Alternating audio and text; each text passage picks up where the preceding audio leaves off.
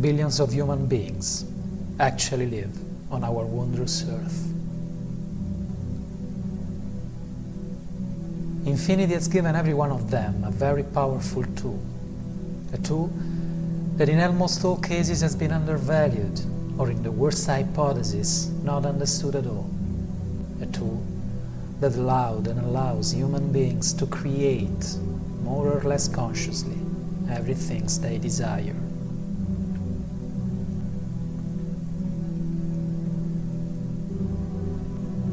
The mind.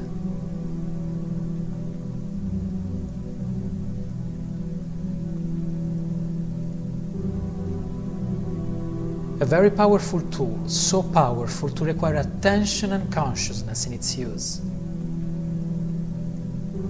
Because as it can be used to create beautiful and harmony masterpieces,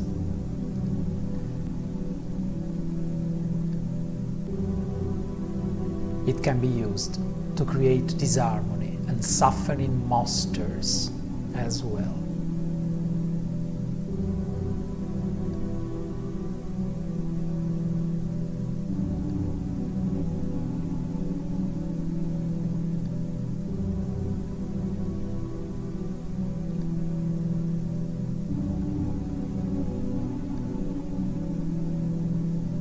The mind of human beings, our mind, is an extraordinary powerful tool, but very simple in its base functioning.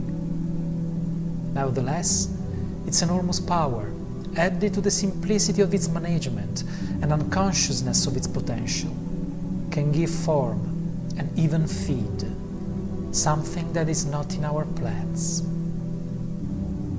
Something that instead of sustaining, steals us energy.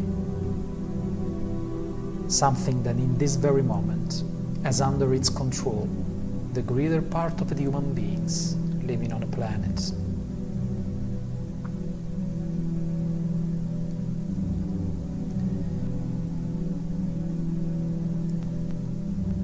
The apparently normal state of the mind of human beings' majority, at the end of their education process transmitted by their predecessors, intended as a snapshot of its activity in any given moment, is this.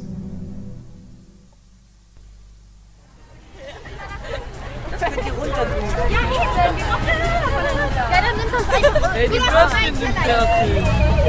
Tschüssi. Oh Gott. Dreh die zwei da noch.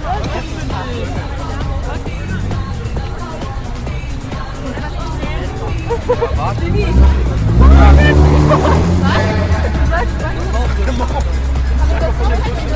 glaube, das war Meine.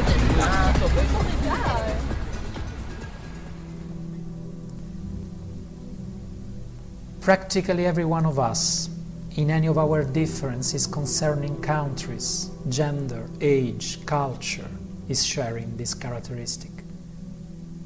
Everyone. Its intensity can vary depending on some cultural factor, as the education received or the ethical values of the society in which we are born. In fact, there are some cultures and societies that do not develop these characteristics automatically. Furthermore, it can be more or less accentuated based on personal characteristics. But after a certain moment, typically in the first childhood, the so-called human being normal mental activity becomes this. Hey, die Würstchen sind fertig. Tschüssi. Oh Gott. Würstchen. Dreh die zwei da noch.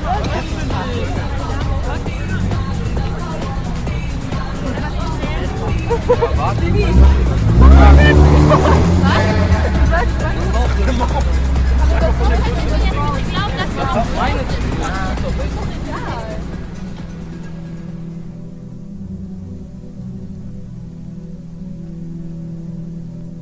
This is the so-called normal state of the human being's mind, because shared between billions of people, thus considered normal.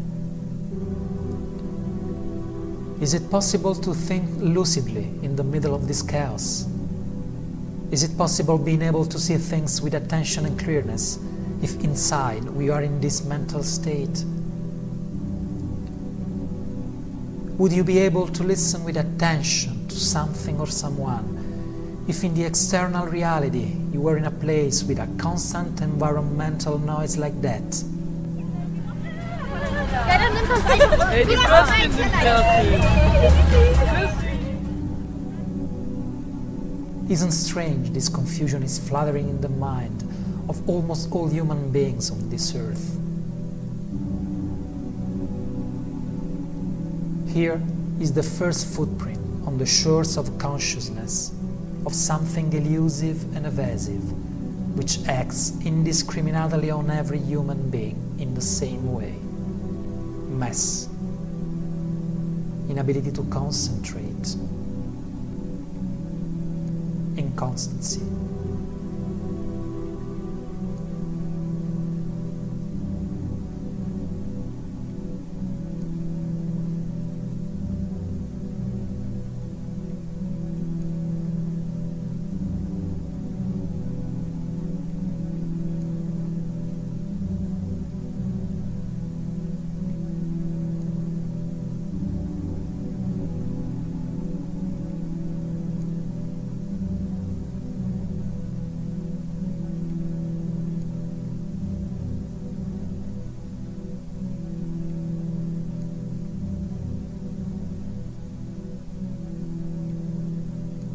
Normal? Of course there is another side to the coin. There are human beings on this wondrous earth whose natural state of the mind is this.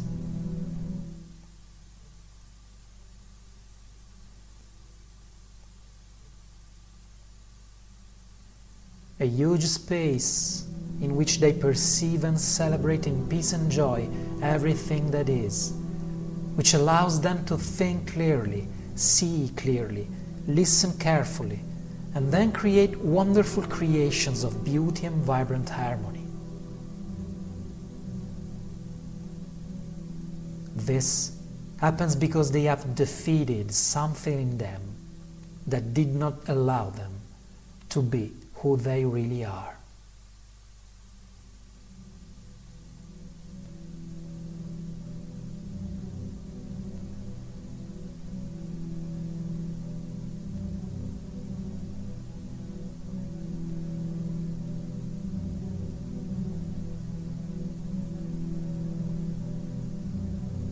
How have they achieved this result? Why they wanted it? What prevented them from reaching it?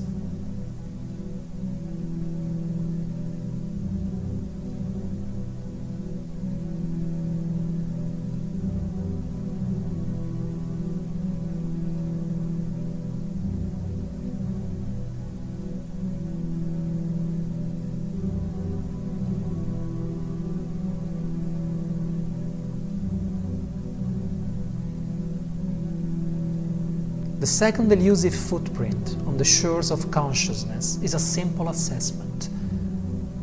Can you stop at your wish this incessant and useless mental activity that is constantly populating your mind?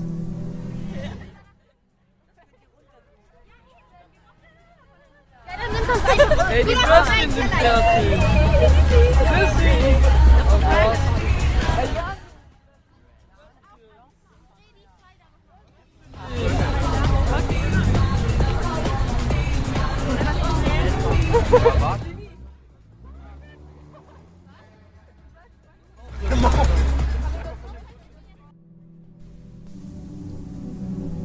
You are not able to stop this unnecessary meal of the mind, if not for 2 or 3 seconds, without discreet effort. Naturally, you might think it is a normal fact, and the funny thing is that you think it really. The mind that articulates thoughts through one of its thoughts is thinking that it cannot be interrupted in its useless meal, and how could it be otherwise? Can the mind think about not thinking?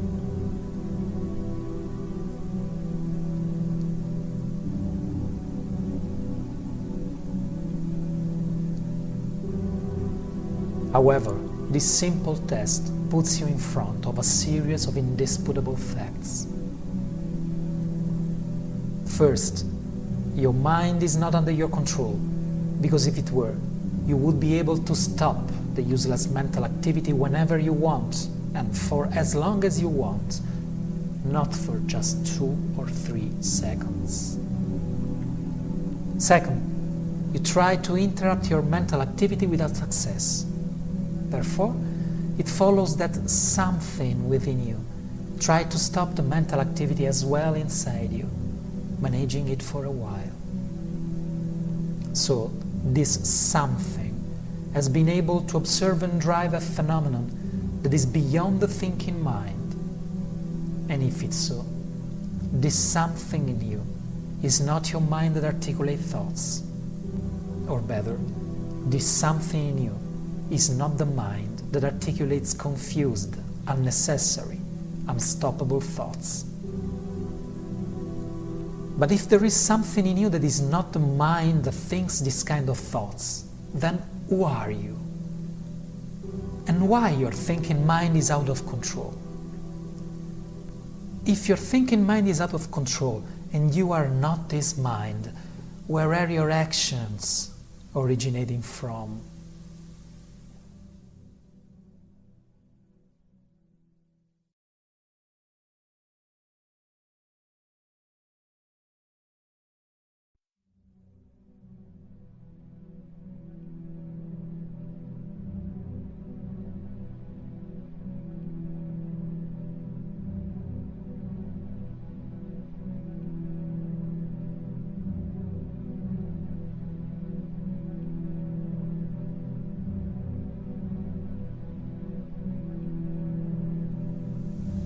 Within human beings act 2 types of mind. Actually, mind is a word that does not perfectly fit the definition of the human mechanism acting internally to evaluate and render reality. However, in this context, we will use it for convenience. In terms of depth, the first of these 2 minds is the first you meet, more evident and manifest, using the internal dialogue as an element of self-affirmation and self-perpetuating. From now on, we will call this mind the surface mind. Its features are simple. The surface mind constantly dialogues with itself, is totally focused on the past and future, rationalizing everything in terms of profit and loss from what it can understand about reality, and makes decisions based exclusively on the past experiences. It changes its ideas and direction every few minutes. It projects anything that can be projected and computes anything that can be computed. It is unable to concentrate, and its natural state is this.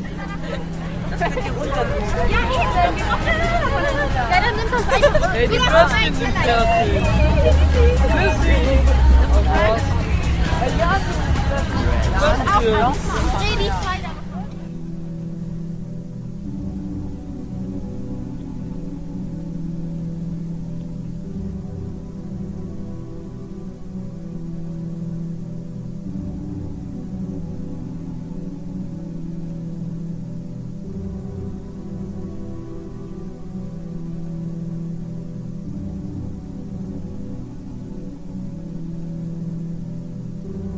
Below the surface mind, there is a more silent mind, which perceives reality without interpretation of thoughts.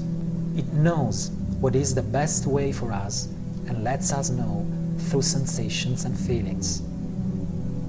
Since this mind doesn't operate through thoughts, but through an energetic assessment of the here and now, it shows us a way without relying on any calculation of profit or loss, and no expectation for a certain result. This mind has no need to make plans or projects to set future deadlines, because it doesn't use the future as an escape way, and doesn't take decisions based solely on data from the past, because it doesn't use the past as an immutable model for the present. From now on, We will call this mind the deep mind.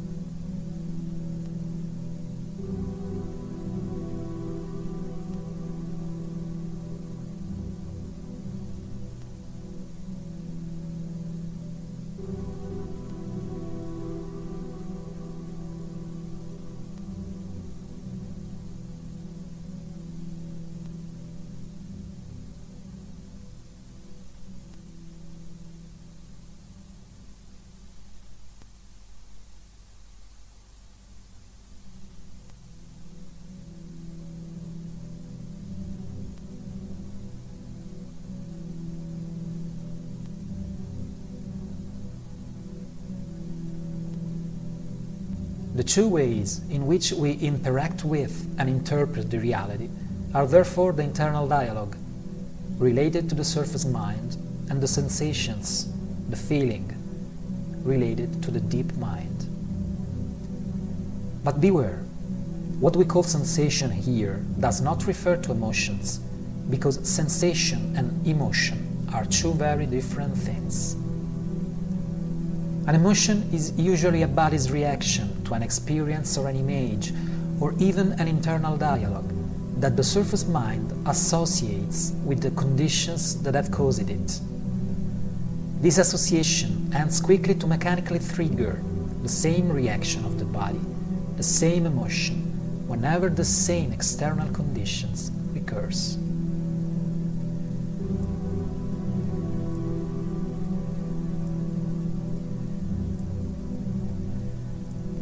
An imaginary example. One day, a person treats you unpleasantly, and the hat that the person wears is something that strikes you. From that moment on, in an unconscious way, the surface mind associates that particular hat with a rude behavior.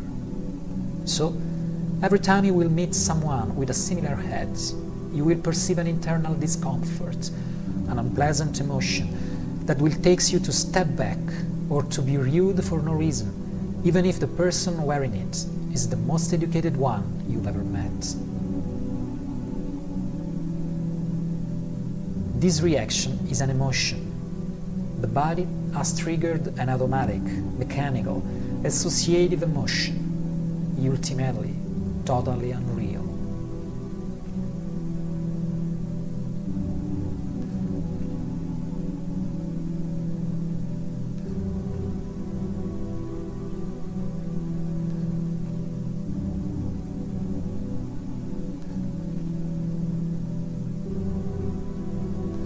The surface mind and emotions are strictly related. We will see later in detail what this means, because the mechanism inner dialogue emotion is a key element that must be understood as best as possible. A feeling is something rather vague, like a delicate and subtle interior background that constantly communicates information about how to better interact with the energy, and therefore the reality, which surrounds us.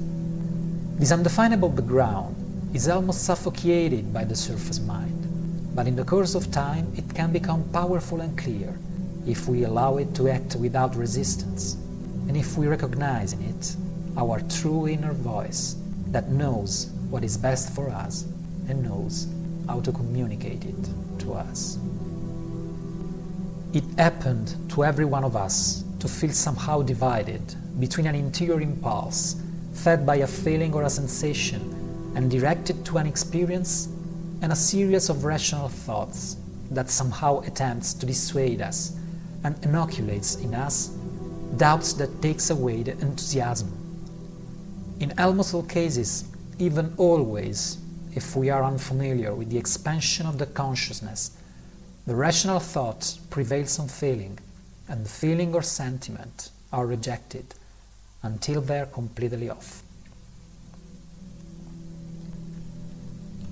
Do we perceive an inner impulse to a new experience? Here it comes an inner dialogue of doubt, worry, fear.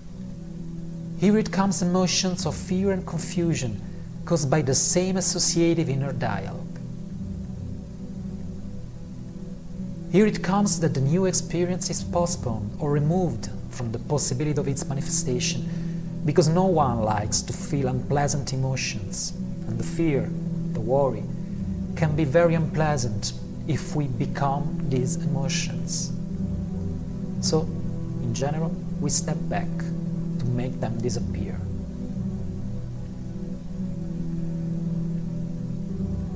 This happens because the surface mind always tries to fight back or keep in silent the deep mind. And generally it succeeds in this intent because we give it our agreement as a field of consciousness, and because we do not know that we can observe emotions without becoming them.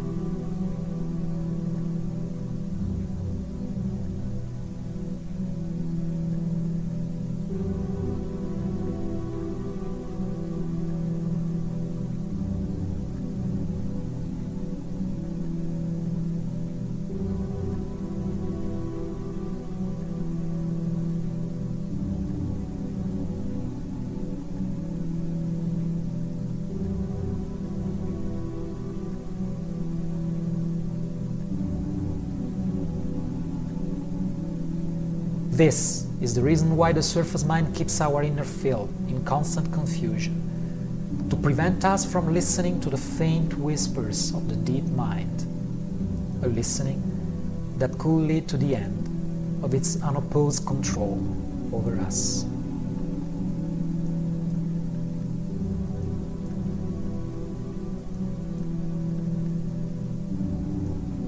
And this is the reason why the behavior of the surface mind is another elusive footprint on the shores of the consciousness. A behavior that is actually one of the most powerful weapons in the arsenal that keeps us in a silent defeat. Something that keeps us trapped in a cage that has no physical bars with invisible chains. Something that looks normal only because billions of people are under its control. Something that works in the shadows because the light of consciousness will reveal it, thus make it ineffective. It is the world that has been pulled over your eyes to blind you from the truth. What truth? That you are a slave, Neo. Like everyone else, you were born into bondage, born into a prison that you cannot smell or taste or touch. A prison for your mind.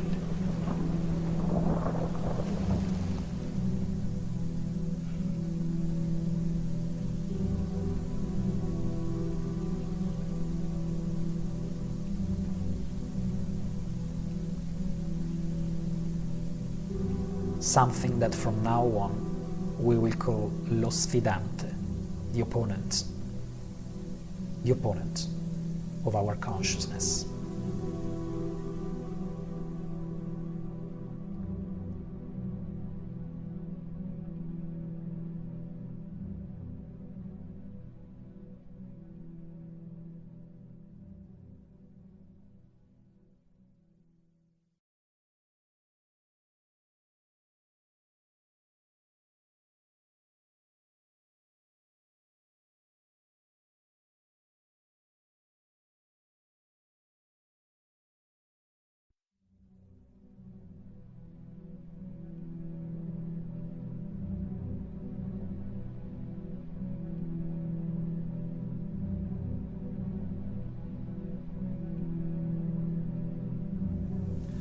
What do we mean then by the word opponent?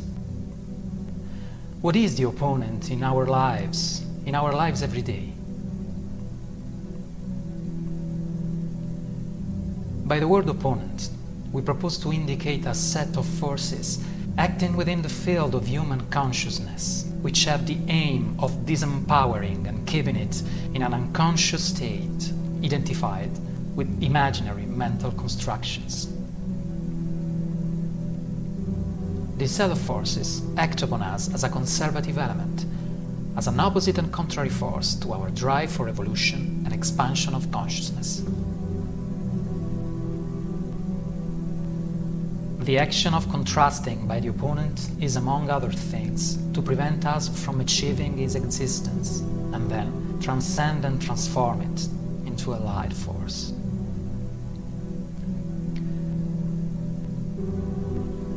Really recognizing the work of the opponent in our lives, exposing his work and transcending it, is a task that can be difficult, hard, leading to doubts and suffering, which ultimately is his attempt to stay alive. It's a task that can be painful, because we all begin from the same point. We believe to be it. However, to recognize and bring to light our opponent is one of the most important tasks that a human being is called upon to undertake, because the opponent is the guardian of the threshold, the thought to cross, to enter the boundless lands that rightfully belong to us as magical human beings in a wonderful universe.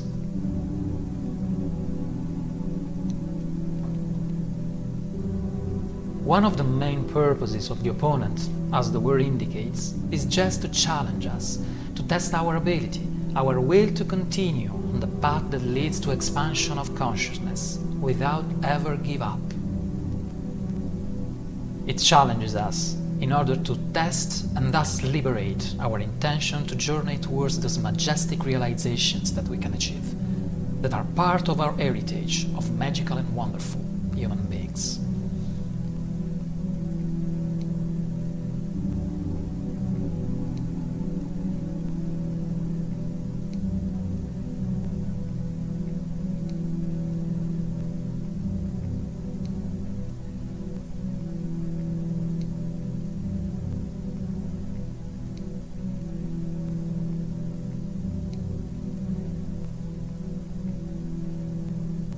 This concept of an opposing force that challenges our drive to consciousness may seem apparently bizarre, if not on the limits of credibility.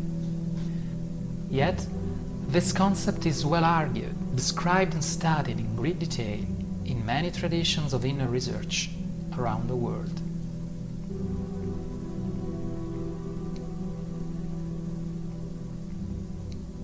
For example, in one of the sacred books of the Jewish esoteric tradition, the Torah, and in the wisdom teachings of the Kabbalah, there are complex descriptions of the purpose and weapons at disposal of an energetic entity, whose name has become synonymous with the forces of evil in the Catholic Church. Satan. Satan, whose meaning is no more than the opponent, is the energetic entity that, just as an adversary, challenges us to reach the light. Its main purpose, according to Jewish tradition, is precisely to create the opposite force to that which drives us to the light, to allow the release of the force of change, because without resistance, there wouldn't be space for even the striving for consciousness and the search of the light.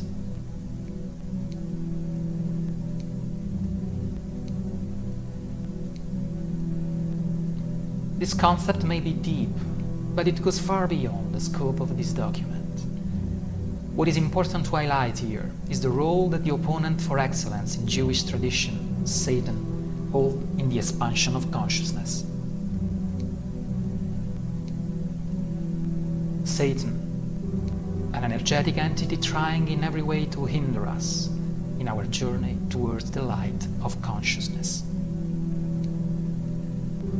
As we all know, Satan is also known as the devil, il diavolo in Italian language. But few know that the word diavolo comes from the Latin diabolus and from the ancient Greek diabolos, meaning the one who divides. Divides what? What makes no sense in dividing. What can be controlled, only if divided.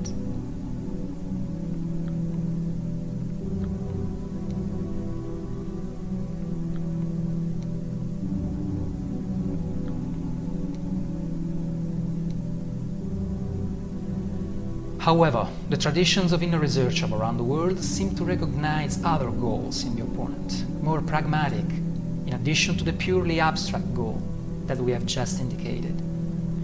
One of our responsibilities as human beings is to understand and carry out with our eyes and our consciousness what all of these teachings is real, and what is only an allegory of a larger meaning. But it's good to know how the apprentices on the path of consciousness of various traditions are warned from the first, real, true confrontation that every one of them must support, the one with the illusory projection of themselves, the one with the opponent.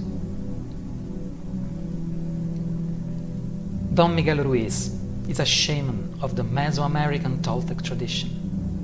Born and raised in a family of healers in rural Mexico by a curandera, healer mother, and a Nagual, shaman grandfather, conducts and disseminates worldwide the esoteric Toltec knowledge of his lineage.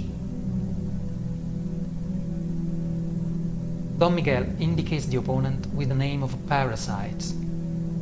This is how, through his words, he describes his making and his purpose in the field of human consciousness.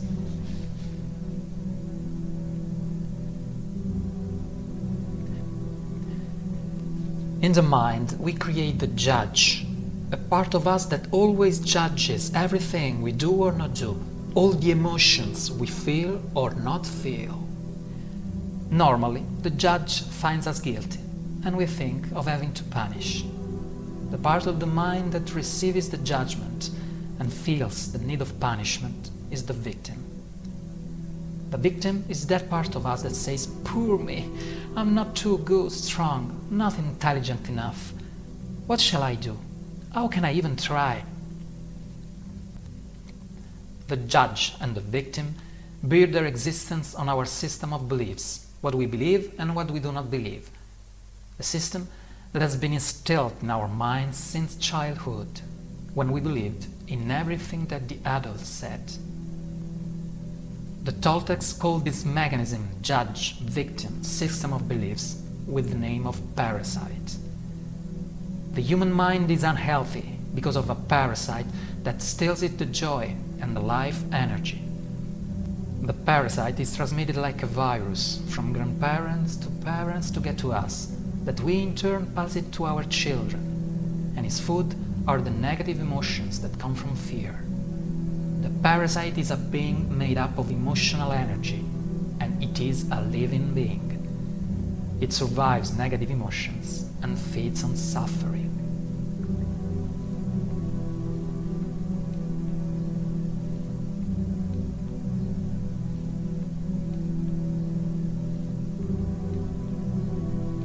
The parasite, an energetic entity that lives and feeds at the expense of another without giving anything in return.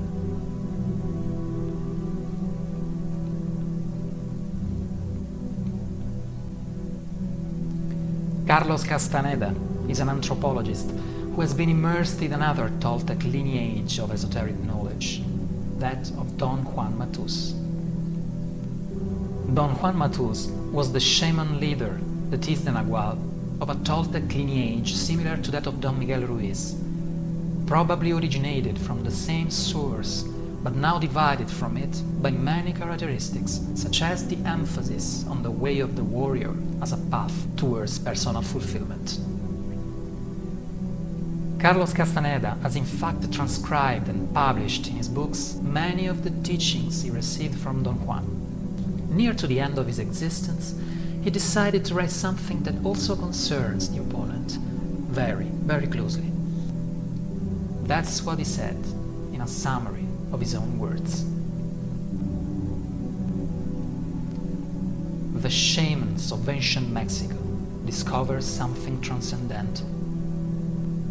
They discovered that we have a companion who remains with us throughout life, a predator that emerges from the depth of the universe and takes the domain of our lives, and we are its prisoners.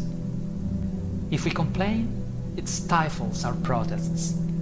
If we try to act independently, it does not allow it. The predator has taken the upper hand over us because we are his food, his source of livelihood. It was he, the predator, to instill our belief systems, the concept of good and evil, the social customs. It was he who set our hopes and expectations, as well as the dreams of success and the parameters of failure.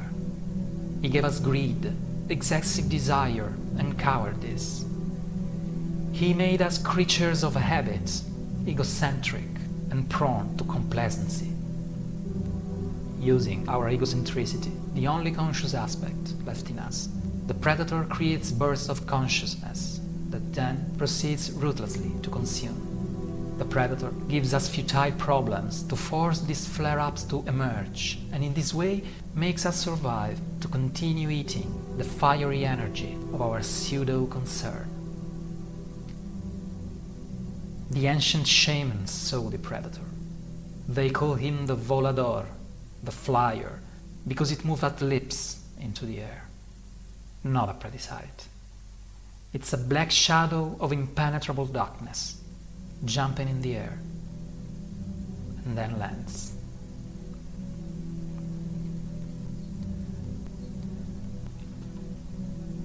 The volador, an energetic entity that lives and feeds at the expense of another, without giving anything in return.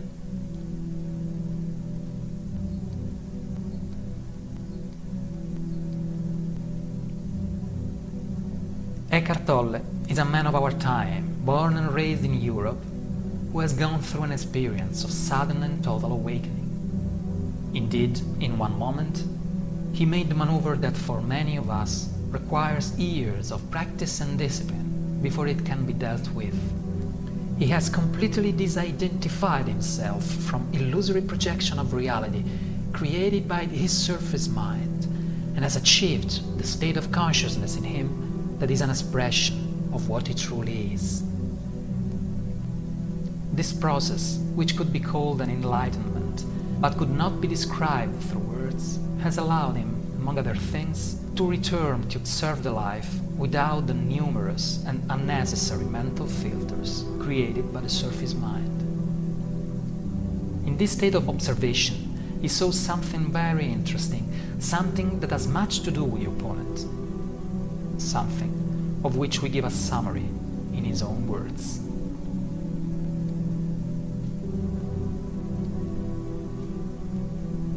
The pain accumulated in your body is a negative energy field that occupies your body and mind. If you look at it as an invisible entity on its own right, you are getting quite close to the truth. It's the emotional pain body. Watch out for any sign of unhappiness in yourself, in whatever form. It may be the awakening pain body. This can take the form of irritation, impatience, a somber mood, a desire to hurt, anger, rage, depression, and need to have some drama in your relationship, and so on. The pain body wants to survive just like every other entity in existence, and it can only survive if it gets you to unconsciously identify with it.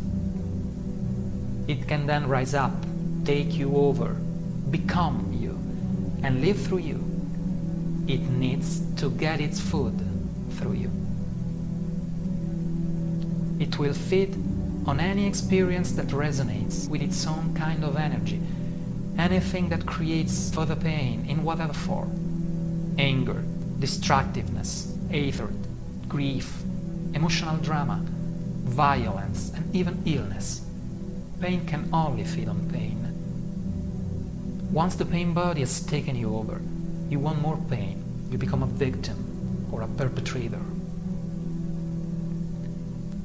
Its survival depends on your unconscious identification with it, as well as on your unconscious fear of facing the pain that lives in you.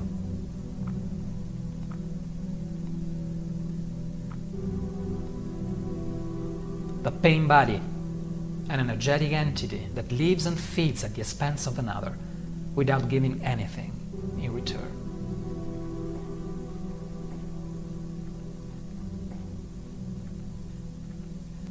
Let's summarize then what the inner research traditions in the world, which we reported a small but significant sample, seem to suggest about the existence of the opponent.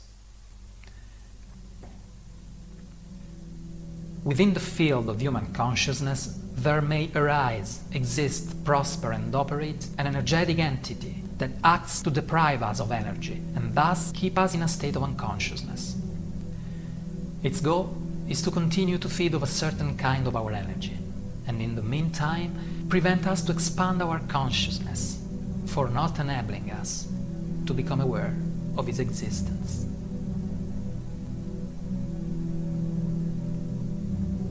Of course, to become aware of the existence of this entity and the way it works is the first and most important step to take. It will become a natural consequence then to immediately stop creating more food and sustenance for it. Stop feeding it.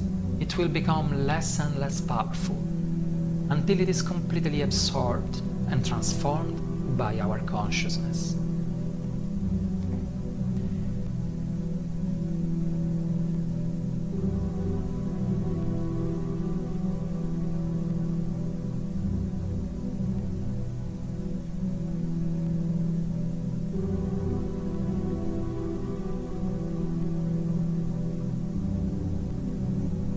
When this transformation occurs, human beings cease to allow a voice in their head that talks to itself of unreal rubbish to be the sovereign of their existence, because they understand that that voice is not who they really are.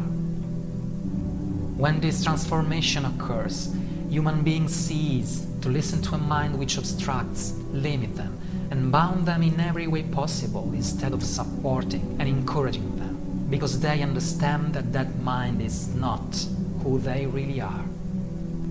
When this transformation occurs, human beings become free.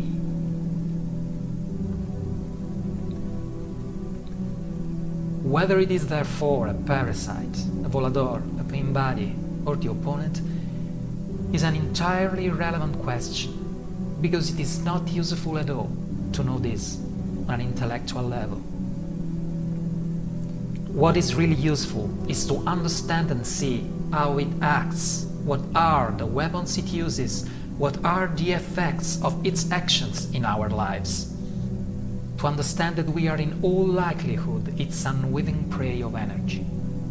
And above all, to understand that we, as beings of consciousness, are powerful and magical beings that have all the available tools to unmask it and transform it into our ally. It is about our happiness. It is about our well-being. It is about our peace. All states of being that are closer to us than the air we breathe and that are completely accessible to us. This is the reason why the opponent must be faced and transcended, not for who or what it is, but for how it reduces our existence. This is the only real challenge in our life before entering and living in the real world and being who we really are. However, the opponent will use every weapon at its disposal to oppose, because this is its nature and because this is the will of infinity. This is the reason why we need consciousness, clarity, and an unbending intent to face this challenge. This is the reason why in all the inner research traditions all over the world, those who accept this challenge are called warriors.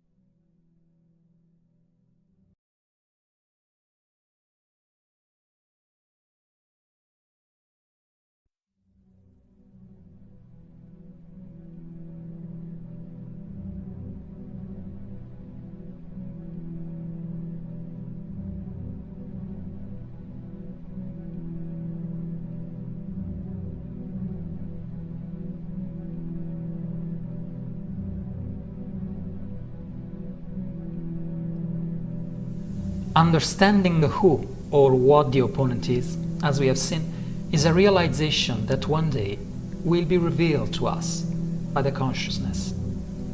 Now, instead, we will focus on the consequences of its work, because the consequences of its work are the most obvious and visible trace of its work in the world. The trace that can be erased, the effects of its disturbing actions. How does the action of the opponent manifest itself in our lives?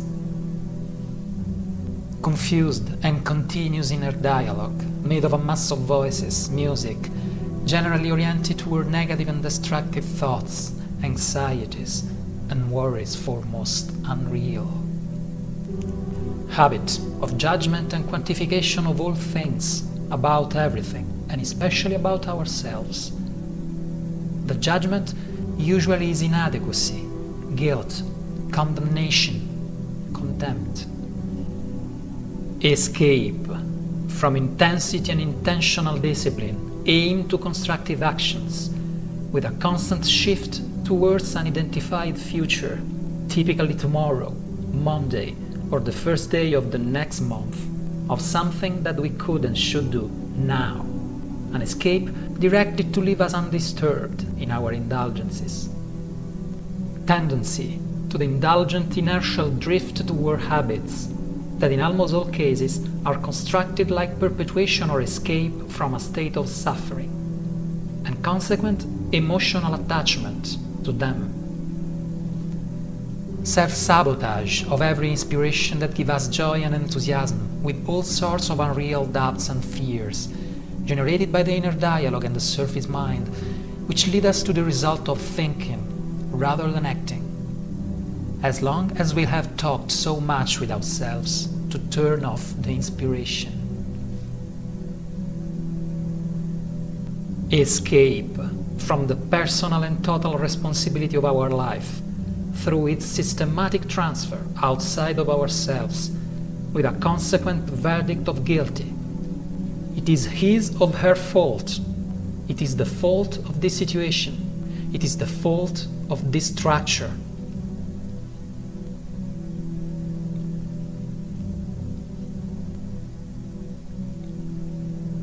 The overwhelming majority of human beings in modern Occidental society, spread by now all over the planet, shares with his fellow men all these aspects. Not just some, all of them. Naturally, what is the combined result, the effect of all these futures? Only one. Fear. We live in a continuous, unreal and self-induced state of fear. Fear of losing unreal, non-existent things, approval, reputation, the price for our supposed merits, and indulgences for our shortcomings, the safety. This is the most incredibly obvious trace, as far as covered, of the work of the opponent. We all have the same characteristics. Their effect is always misery, fear, and a discomfort that has no name. And this doesn't make us suspicious at all. The perfection of such a scenario, of such a strategy, is demonstrated by the fact that we can become suspicious of sharing all the same aspects with others until we don't encounter someone who doesn't have them.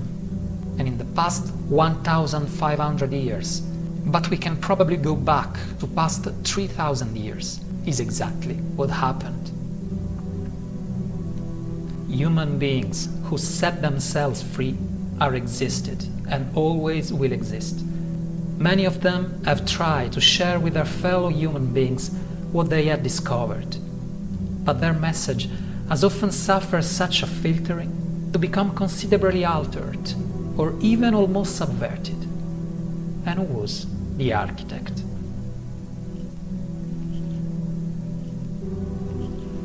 So, if the effects of the work of the opponent in our lives are fear, misery, and suffering, practically all of us, conscious or not, will agree that these effects are not positive for us and therefore should be changed. So why do humans accept them anyway, even though they will inevitably lead them to unhappiness and suffering?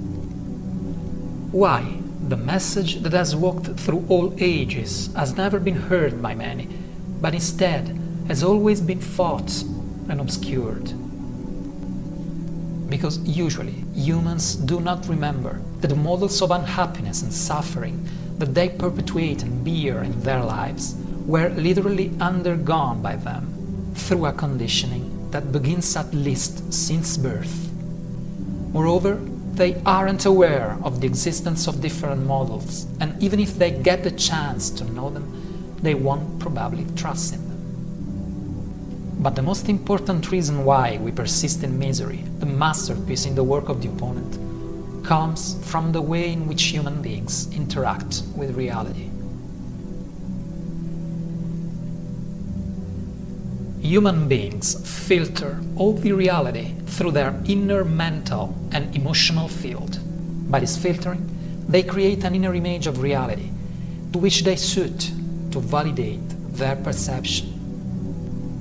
What did the opponent do then? It has intervened to manipulate to its advantage the part of our mind that we have unconsciously elected responsible for the interpretation of this inner image. The opponent has took the control of the surface mind. It's impossible to change until the surface mind governs our lives, because the surface mind is not an expression of who we really are, but the megaphone, so to speak, of the opponent. This is the reason why the inner dialogue is obsessively focused on our castration rather than our realization. This is the reason why whatever falls into our field of consciousness, unwittingly filtered by the surface mind, is discarded or not fed until its extinction, if only vaguely concerns the possibility of an inner awakening. This is the reason why all documents like this, books on inner research, an encounter with a conscious being, will always be kept farther off the possible, with doubts, criticism, and indifference by those who are not ready. The surface mind will filter their reality through an inner conditioned dialogue, and persons will dialogue with themselves, saying that are all nonsense, non-existent facts without any scientific basis, ridiculous rumors, and so on, until they will be agreed with themselves in their inner dialogue.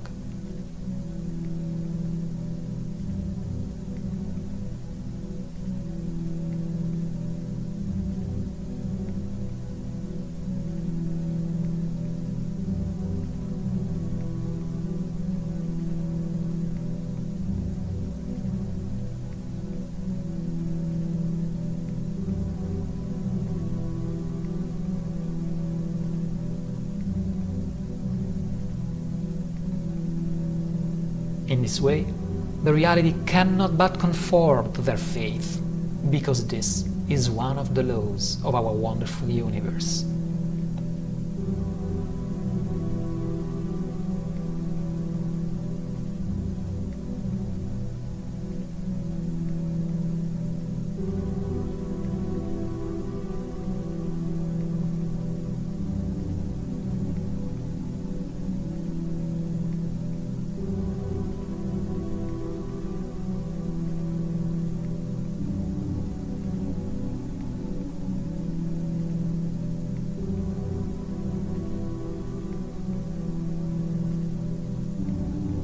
But then, how can you change? Whether they are aware or not, humans that don't have or cease to feed even just one of the above characteristics are already releasing the grip of their opponent. But before proceeding, it is time to unmask one of the most powerful weapons at its disposal to keep us under its control. It's time to unmask the way to filter the reality that the opponent makes us use to keep the command.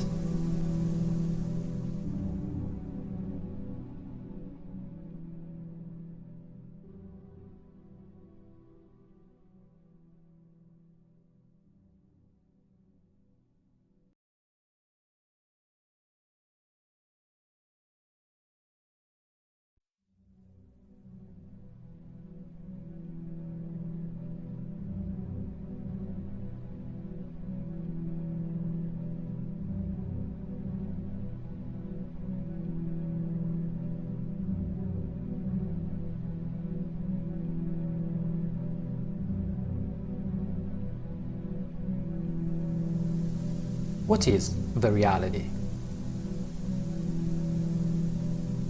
Many of us, practically all, would answer by saying that reality is what we can see, touch, and experiment independently from the interacting human being. A chair is a chair for everyone, existing regardless of who is watching. This is as a human being generally conceives reality: unique, stable, accepted by everyone in the same way, external to himself, independent of his assessments, not influenceable, unless through an action involving sensory changes, and therefore perception, about the order or organization in which the constituting elements are assembling it. What may be experienced by anyone at any time and in the same way through the five senses is reality. Everything else does not exist. This is exactly the way in which the illusory prison of human beings is built and supported until it becomes a seemingly unsurmountable prison. We shall not enter here into the merits of this claim, because a deepening of this topic would go well beyond the boundaries of this document. We will instead speak about the creation mechanism of the reality model shared by the vast majority of us, and how the opponent, with a masterpiece of strategy, uses it to his advantage. Our brain, but in general our whole body, is affected by a constant flow of information from outside, whatever that outside may be.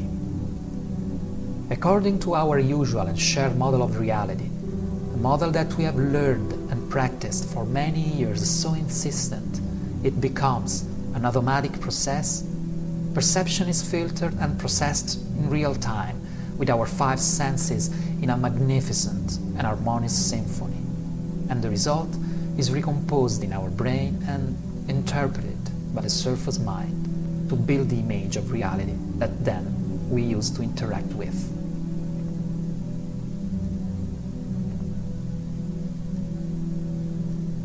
The drawback is that it should not be the surface mind, but the deep mind having to make this interpretation, with the surface mind as an assistant, because one of the goals of the deep mind is just that: interpretation of the reality through a fluid and harmonious point of view with the energy that is reaching our field of consciousness. The surface mind is a wonderful gift.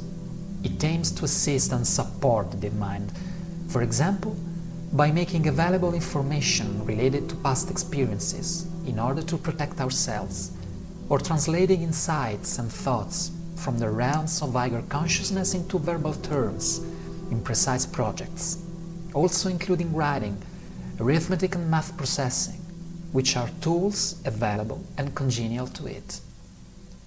Concepts that are expressed, for example, even in the teachings of Jewish Kabbalah.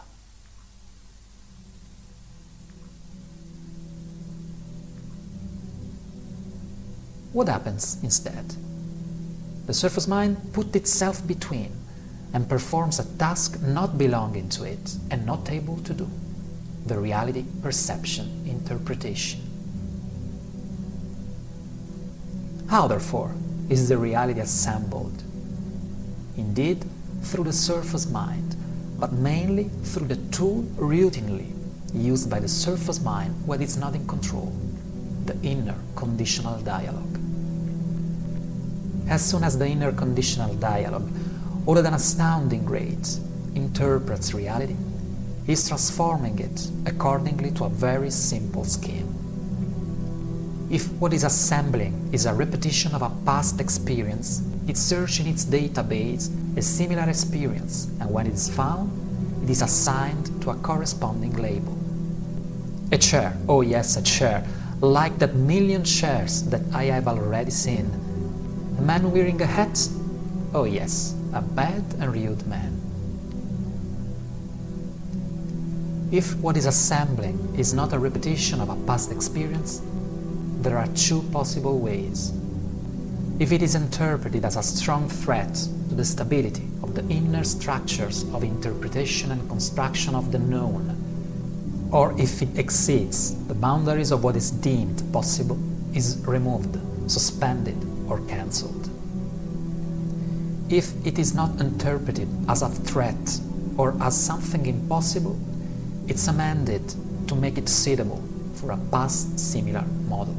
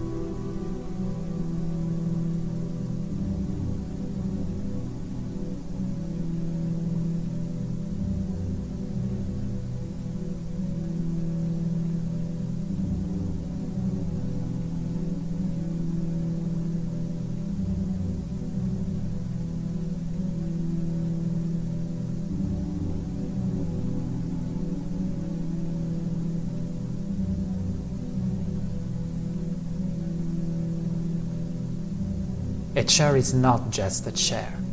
Each chair is a miracle, a molecular dance of light, but a surface mind can never see it, because it simply is not suitable for this purpose.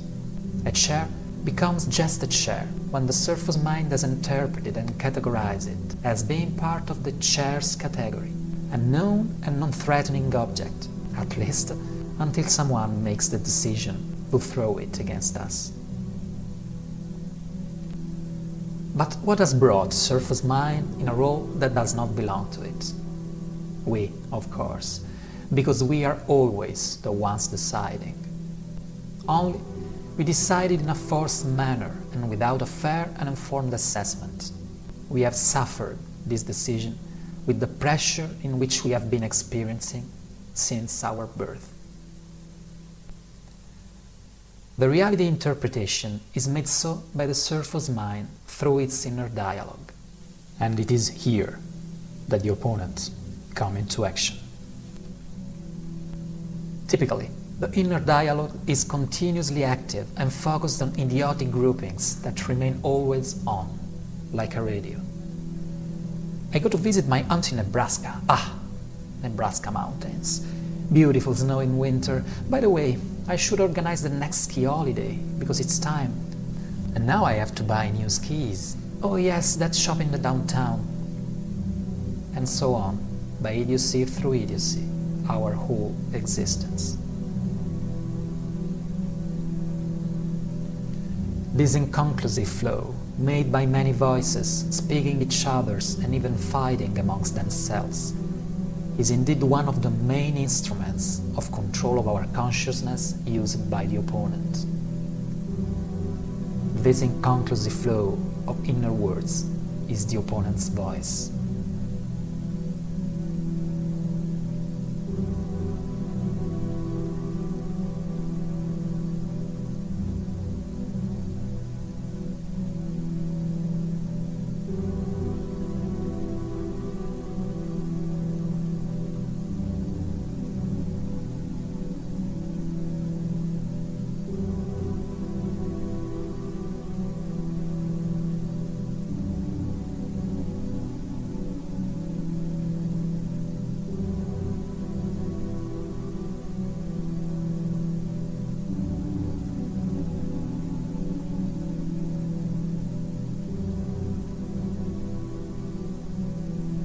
That is to say, these many voices that seem to have their own life and that alternate in the domain of our interpretation of reality, this plethora of stimuli, voices, drives, preferences, aversions, are the opponent in its most manifested aspect. One moment, a voice urges us towards a direction. 5 seconds later, we change our mind. 10 seconds later, we see our friend and we are happy. 15 seconds later, we cannot wait to live. The interpretation of reality changes for no reason, just to follow the whims of a swarm of voices in the head.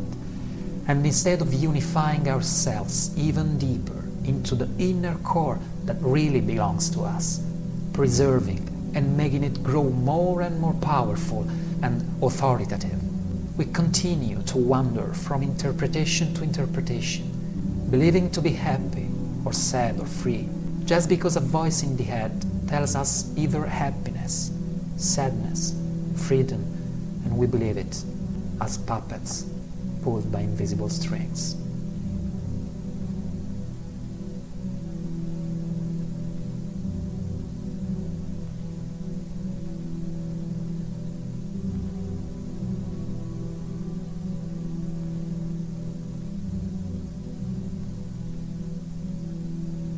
That's why we can say that the opponent has placed under its control the surface mind and uses it to his advantage.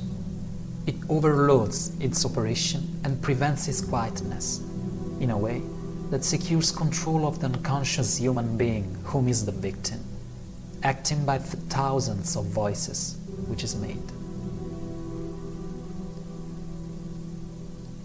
The surface mind is certainly not more powerful than the deep mind, because it would be like saying the right hand is more powerful than the left. Simply, we use the surface mind in a way that is inappropriate, and the deep mind is consequently suppressed by the mechanism of a noisy and uncontrolled overused surface mind. However, we have better to make a point clear. The opponent can do nothing in front of the consciousness. The opponent succeeds in its attempt to put under control the surface mind of a human being because the person does not know what is going on and therefore cannot prevent it. In practice, the opponent takes control of the surface mind typically in the early years of its existence, and with the time, the human being arrives quickly to believe what the surface mind tells him, then essentially believing to be the opponent itself. How is it possible, then, to get rid of something that is not even known to have? How can it be possible to get rid of something that one believed to be?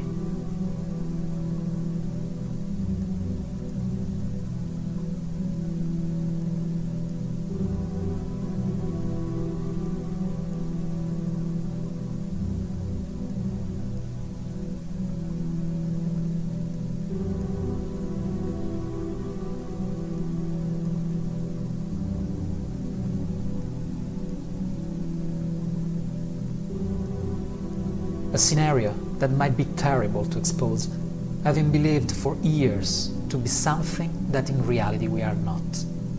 And this awareness often coincides with the entrance in what many researchers call the night of the soul. Flashes of fear touch our inner field when the structures on which we had built the reality that we thought were so stable, untouchable and eternal, swaying menacingly under the pressure of truth. However, there is nothing, really nothing, to fear of.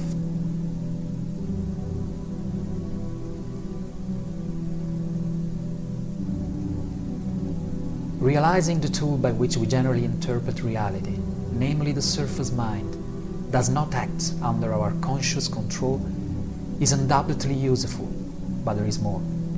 There is another tool related to this way of interpreting the reality the opponent uses to perpetuate its presence in us. A tool that is essential to know, because it is also the instrument that, switched off, triggers and increases the opponent decay as a force of opposition and its transformation into an allied force. Many inner research traditions whisper us this is the main instrument on which the opponent is nourished by our energy, like a parasite. And if this is the main way in which it feeds, what then will happen turning it off?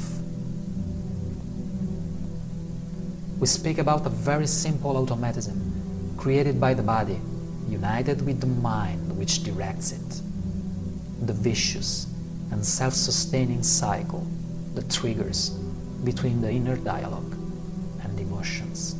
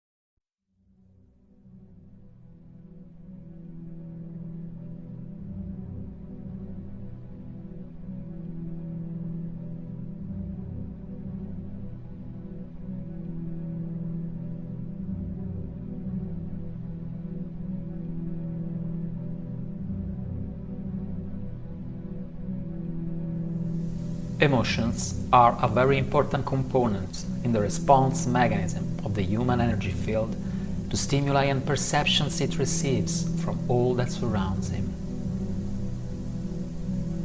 An emotion, as we all can witness and experience, produces immediate effects on our physical body and can change almost instantly our response behavior, which is adapting quickly to the most known and experienced way, able to bring into balance our whole energy system.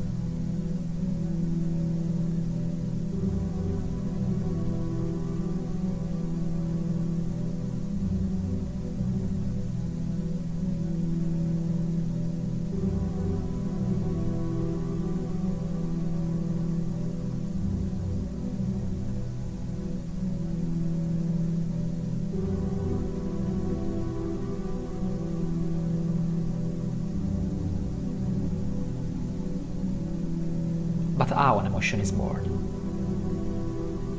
An emotion is basically an alteration in the body that occurs through the production and release of hormones and neurotransmitters into the various connection systems of our body. This change, this stimulation, is immediately captured by our perceptual mechanisms. Then it is interpreted as a response to a particular external situation that have caused in ourselves this reaction.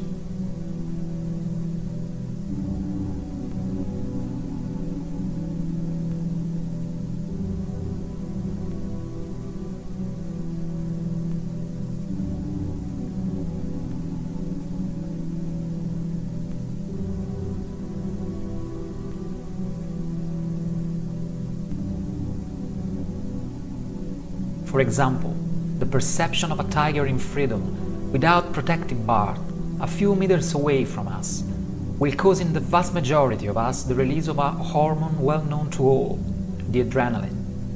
And this release will cause the resulting interpretation of our perceptual mechanism that will associate this feeling with a precise pattern that is called fear.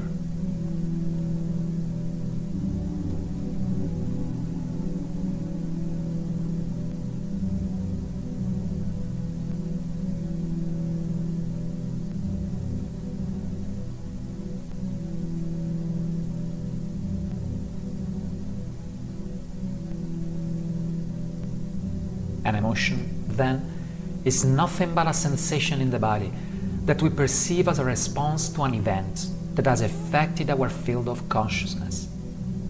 The alteration of the chemical equilibrium in our body produces an instantaneous sensation, and it is this sensation that we call an emotion, a shaking.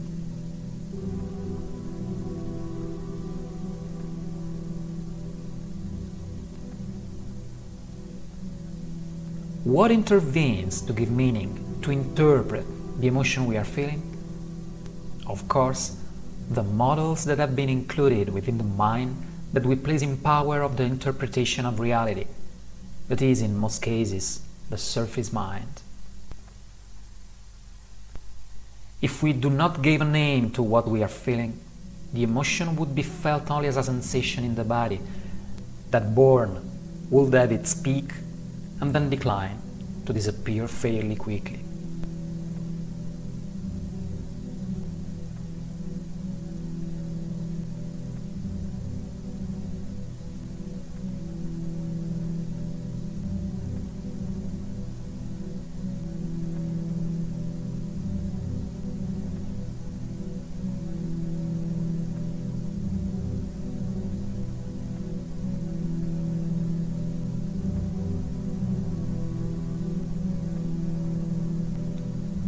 The key element, simple yet profoundly important in this scenario, is that the mechanism for creation of emotions is bidirectional.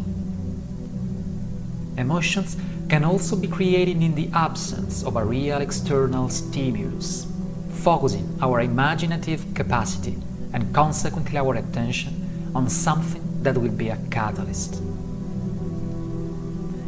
If you activate an internal image as a catalyst and maintain it long enough, the physical body will be flooded with emotions associated with it, as if this picture was really going on.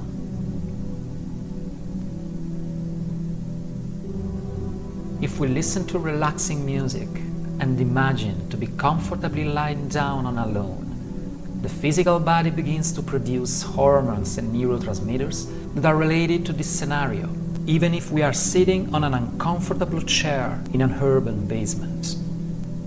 Any one of us understands and knows with certainty that this mechanism works, because undoubtedly everyone practiced it many times in the course of their existence in various situations.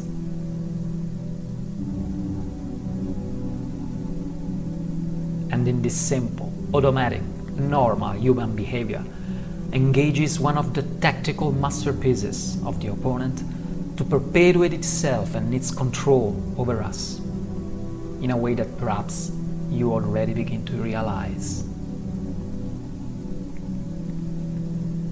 As we have seen, the vast majority of humans use the surface mind as the element of interpretation of their perceptions in an inherited, automatic, and unconscious way.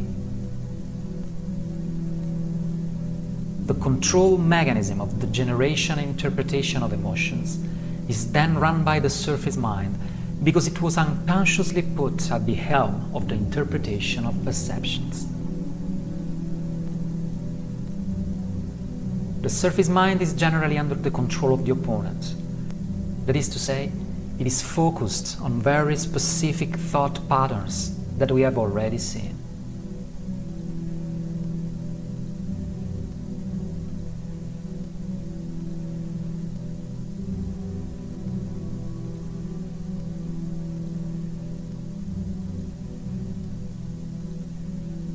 These patterns of thought invariably produce emotions.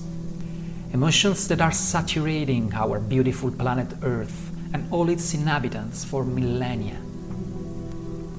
Emotions that have the sole purpose of perpetuating the presence of the opponent in our field of consciousness. Emotions that are based on unrealistic assumptions that have no connection with our well-being and with what we really are. Emotions that are all related to a fundamental emotion: fear.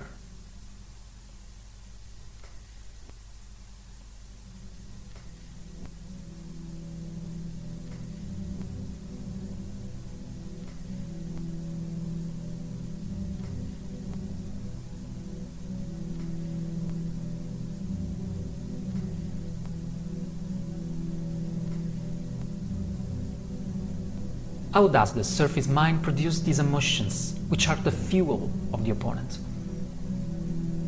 Generating, through internal dialogue, conditioned thought patterns that are gradually loaded with emotion through this constant inner dialogue.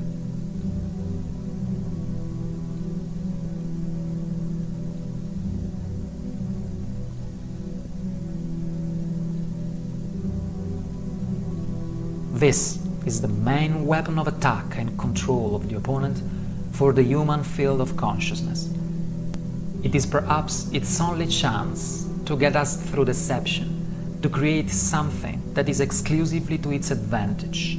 It gets us asleep through overfeeding and conditioned use of the surface mind in order to enter our field of consciousness and manipulate it for its own purposes by making us believe we are it.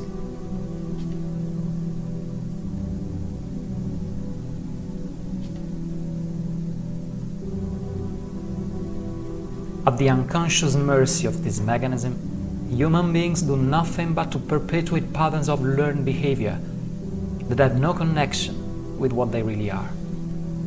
feeding unreal patterns of thoughts unrelated to their very essence, human beings produce emotions that instead of supporting and making them happy, only feed and support the opponent and deprive them of energy and life force, constructive and positive.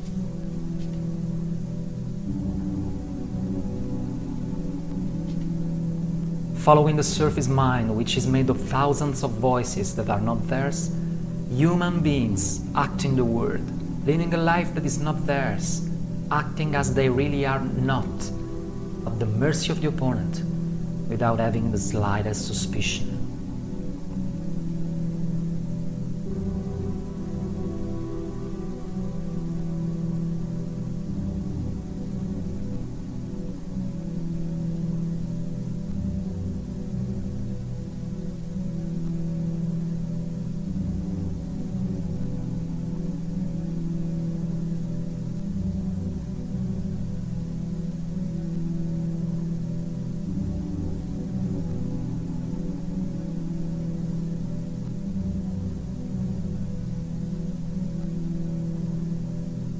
The trigger and the involuntary self-reinforcement of the vicious circle inner dialogue emotion is thus the main weapon available to the opponent in its efforts to disempower our field of consciousness. Now, we descend further into the details of this process in order to become more aware of how we are skillfully manipulated. A process that we will call, from now on, the disempowering spiral.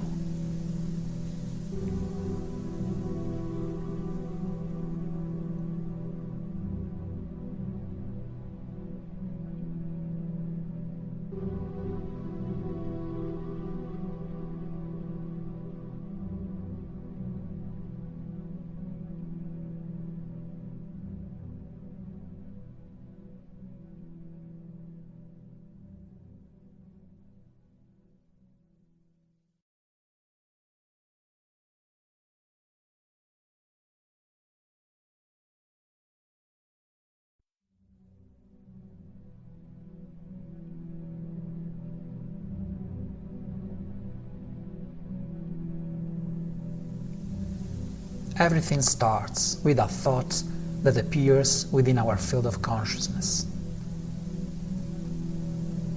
Initially, this thought is essentially an image, a vivid flash, which is not accompanied by any words, because it comes from a place where words do not have any importance. It's a thought image that has enormous power, because it is the initiation of a creation. A thought that outlines a possible reality that we might choose to create or not, knowing that we have the possibility to choose.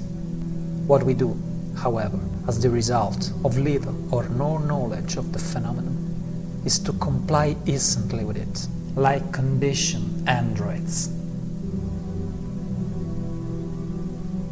Until we intervene to shine a light with our consciousness, these powerful thoughts images are generated involuntarily, unconsciously, and focused on repetition and the routine of experiences to which is generating, or has already triggered, a strong emotional attachment. These experiences will become habits, and habits will become emotional addiction, that is the primary support of the opponent, and one of the primary means of our energetic and vital disempowerment. So, we can say that until we intervene to shine a light with our consciousness, almost all of what we call free actions and creations are under the control of the opponent.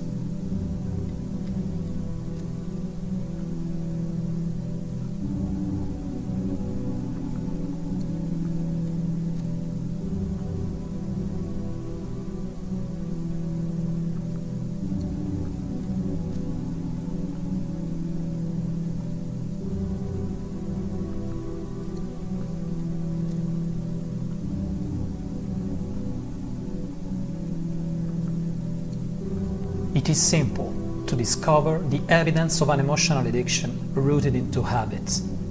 If you try to put up resistance to it, or to suggest to another one the possibility that you can try to put up resistance to it, the reaction is always the same. Tension, nervousness, uncontrolled disagreement, up to an explosion of emotions of rage and resentment. This means that there is a strong emotional attachment hooked with the satisfaction of a habit. Therefore, the habit is controlled by the opponent. Really, almost all of our habits generate emotional attachments hooked with their gratification. So, we can say that almost all of our habits are under the control of the opponent.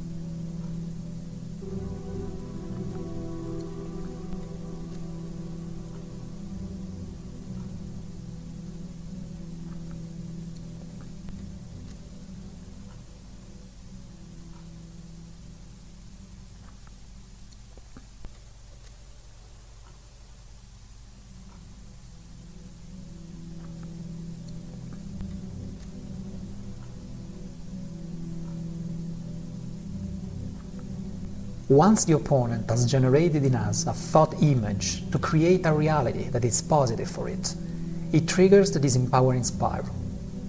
The surface mind intercepts these thoughts and starts to transform it into a reality through the conditioned inner dialogue, which will justify, encourage, support it, paying it all its attention.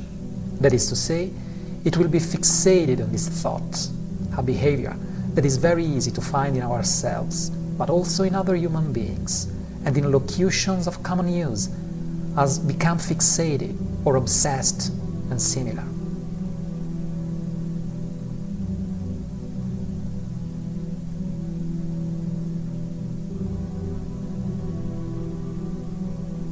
The focus of the surface mind, as we have seen, can produce a phenomenon of greatest importance: the generation of emotions corresponding to that focus. The continued and intense focus of the surface mind on the thought image triggered will sooner or later produce the generation of emotions, which in their turn will feed this focus with further energy, as if they were the confirmation and additional fuel to this focus.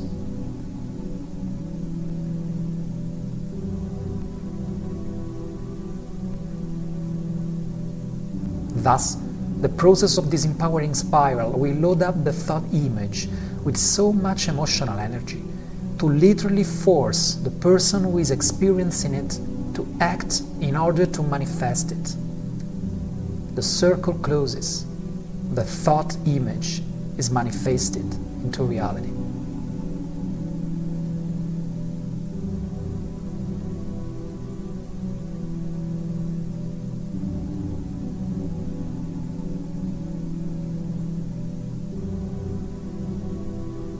This is the simple, linear way in which the opponent manipulates us like puppets.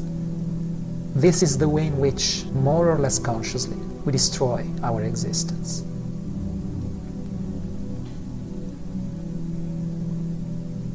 But beware, this is also the simple, linear way in which we can build an extraordinary life. The only difference is the choice of the thought image to trigger. Either we choose it, or the opponent will.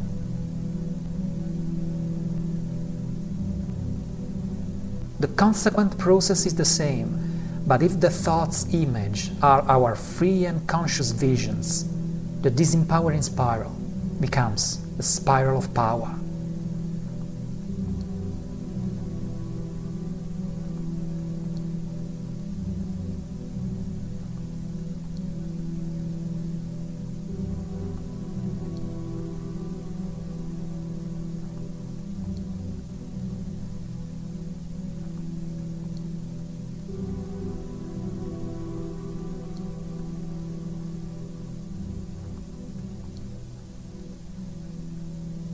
To make this process clearer, here is an example of how it works in a real-life situation that unfortunately many of us face daily.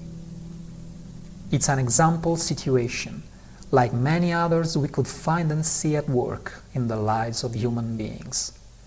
A situation that shows us, sometimes ruthlessly, an abstract underlying principle.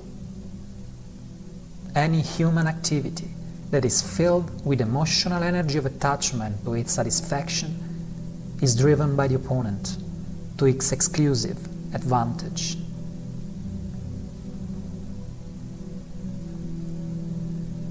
The situation of life that we examine is that of drinking excessively.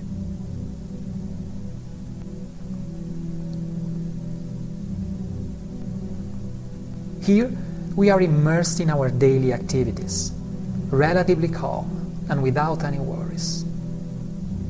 Suddenly, without warning and without reason, a thought image arises inside our field of consciousness. A thought image related to drinking an alcoholic beverage.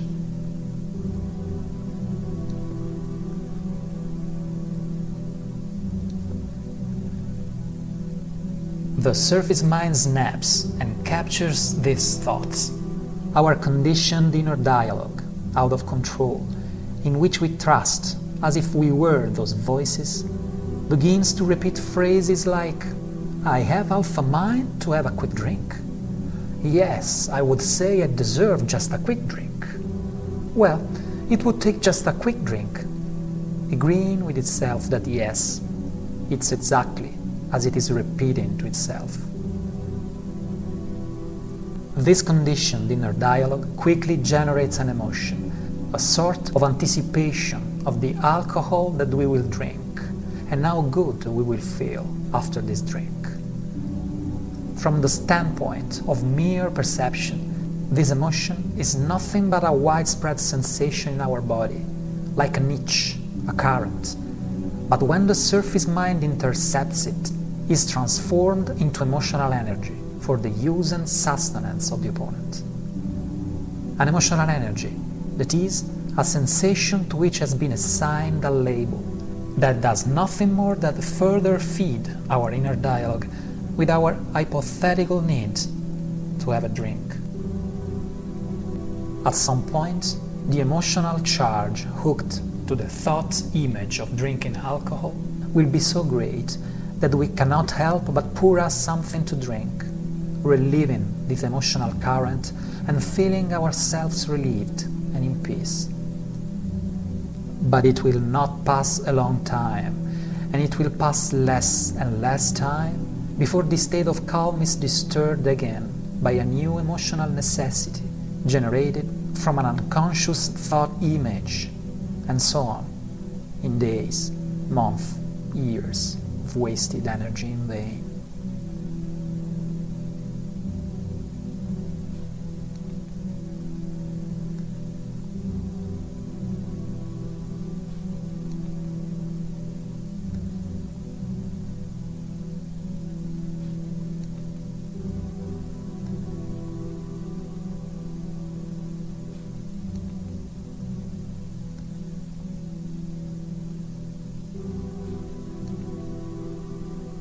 Emotional addictions like this exist in enormous quantities without having the need to report them here.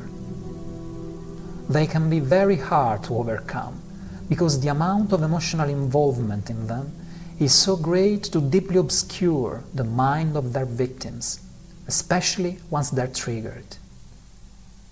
Moreover, the prolonged satisfaction of these addictions will inevitably alter also the balance of the physical body, which will progressively develop more receptors of the substances it receives into its circulation, to the detriment of others, which receives less or by no means, and instead should receive almost daily for its vitality and well-being.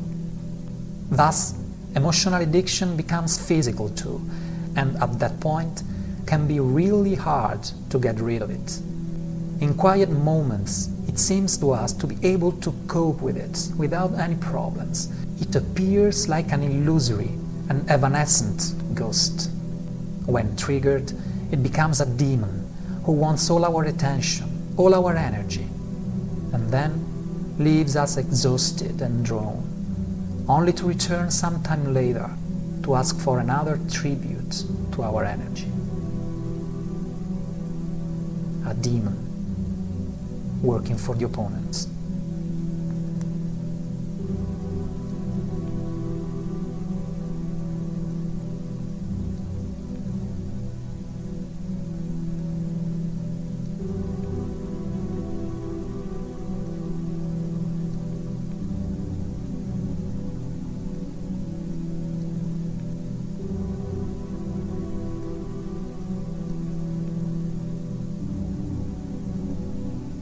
But then, should we deprive ourselves of all so as not to fall into the trap of the opponent?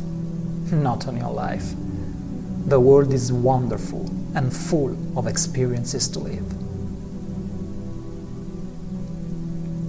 What we should do is cut off or stop creating the emotional attachment to their satisfaction that we put in our actions, whatever they are. Deprived of emotional attachment to their satisfaction, the actions will not generate addictions, and the opponent will be cut off by the main, if not the sole, source of energy support that it uses to perpetuate itself against us, like a parasite. When an action is deprived of emotional attachment to its satisfaction, the experience is transcended. It is no longer important when, how, or why you do it. It can pass years before you do it again, or a few minutes. You don't feel any void in its absence, nor you feel any need to do it again. If it's possible, you can do it.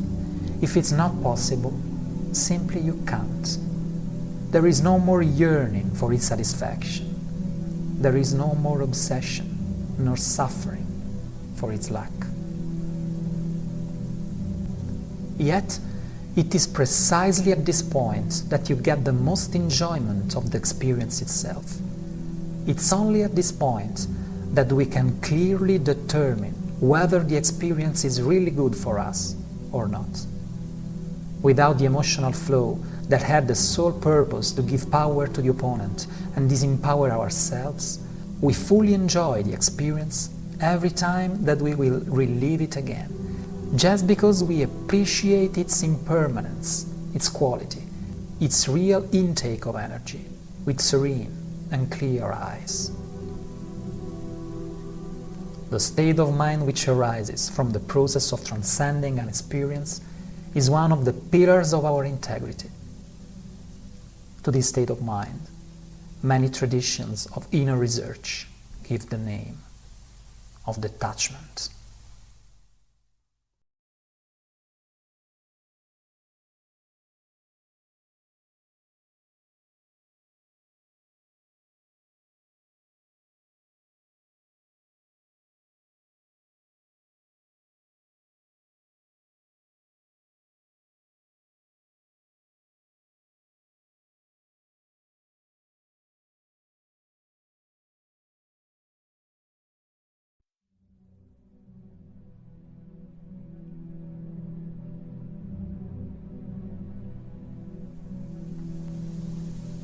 The ways in which the opponent intervenes in a field of human consciousness are two: attack and concealment. The attack is the active phase of the opponent. It is the time at which it triggers our inner demons, keeping us in chains.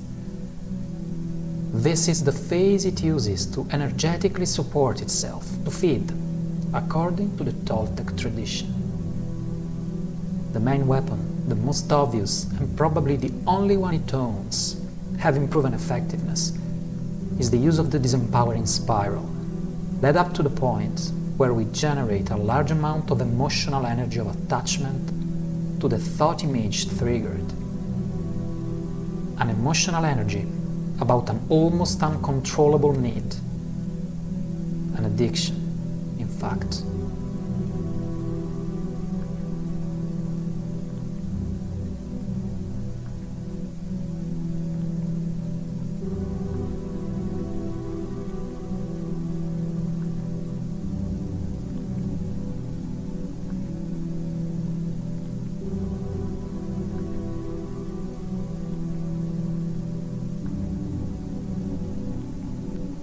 You just need to take a quick look around to realize that virtually every human being surrounding you is handled through one or more emotional addictions, which they cannot and fail to do without. A manipulation which always originates in and is grown by the same strategy, the disempowering spiral.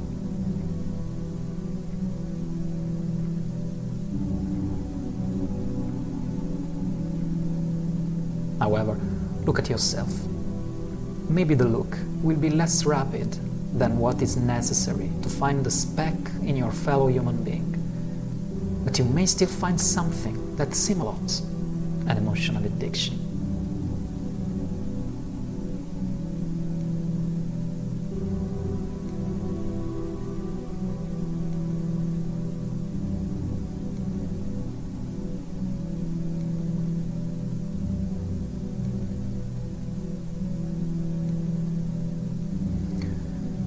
Concealment is the passive phase of the opponent, in which it momentarily moves back and uses the advantage unconsciously acquired on us to keep us in a low energy state and out of balance, so as not being able to cope a later attack with energy and consciousness.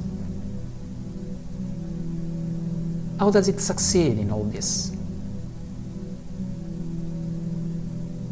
Through overfeeding the surface mind with a useless tangle of thoughts that will produce low energy emotions and moods, such as anger, jealousy, envy, resentment, concern, and similar, all shades to the same emotion.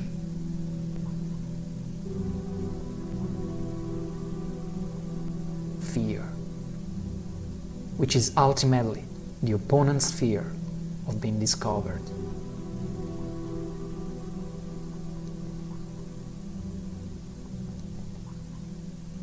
Thoughts that are facing automatically, changeable, erratic, contradictory, which trap us in a very simple way.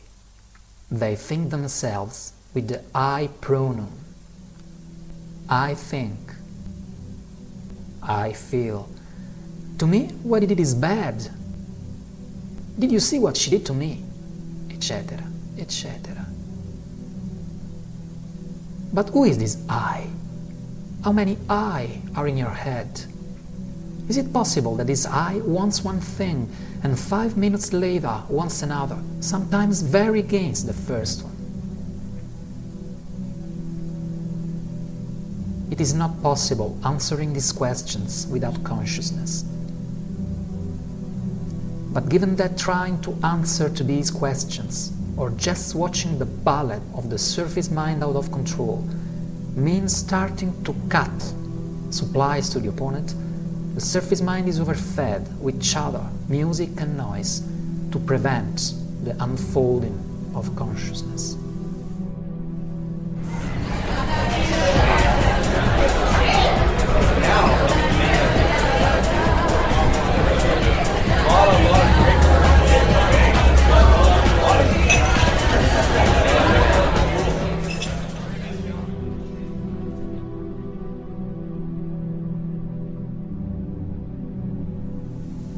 In the end, what happens in our lives, leaving the opponent continuing in its work of suggestion and control of the field of human consciousness? We won't follow our inspirations, that is, what makes us really feeling happy to exist, because the higher consciousness words inspirations produce positive emotions, thus high energy emotions, which to the opponent are totally indigestible.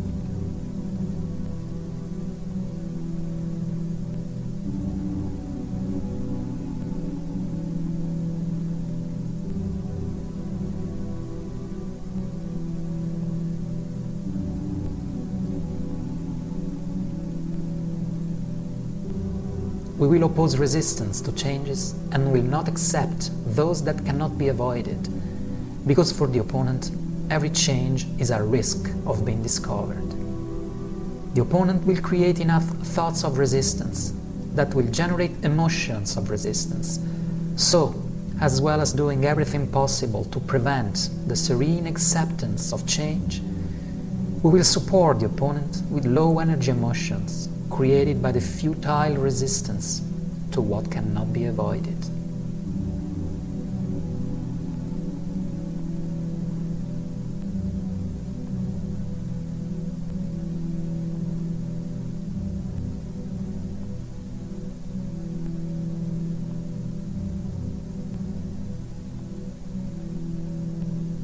We will stand against something or someone outside ourselves and will fight it as the cause of our misery and our sickness, because we will attribute the responsibility of low energy emotions living within us to external events or other people. But a simple and aware gaze is enough to realize that everything existing in our life was created and is being maintained only by us.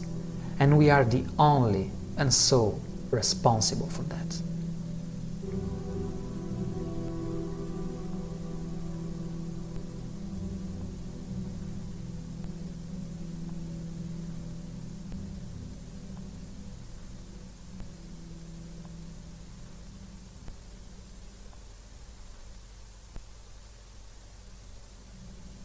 We will become anxious and worried about losing what we have, and we will be more likely acting to defend rather than share. But whose anxiety and this concern of losing something is this? It is only the opponent's. As human beings, magical and wonderful as we are, all of us, we have nothing to lose, and we do not depend on anything, because we are everything. But it takes consciousness to find this out. A consciousness that the opponent cannot, nor should, allow the expansion of, for various reasons, perhaps even greater than itself. A consciousness that the opponent knows it cannot hold, because the consciousness growing process is unstoppable and never-ending once awakened.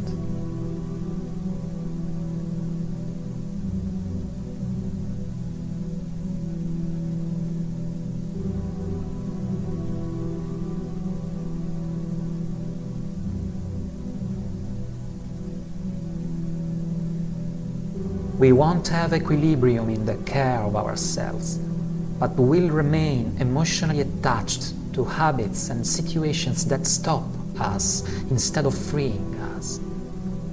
Ramta, whichever this being will be, identifies with brightness these emotional attachments. Attachments to people, places, things, times, and events. Every emotional attachment to one of these spheres creates habits, and habits are actions that control a human being, not the contrary.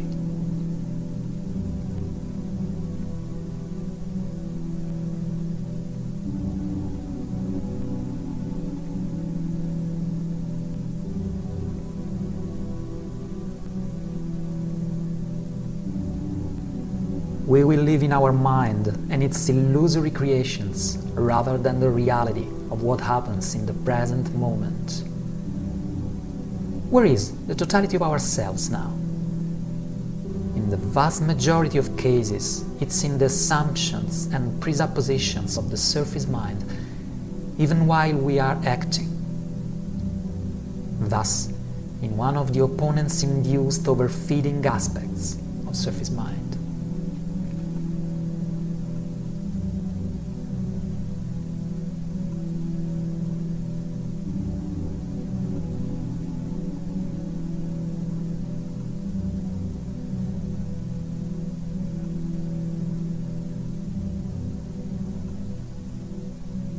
We will externally project our assumptions about reality when they are nothing more than thoughts generated by the opponent, and to them we will follow in the actions as if they were true.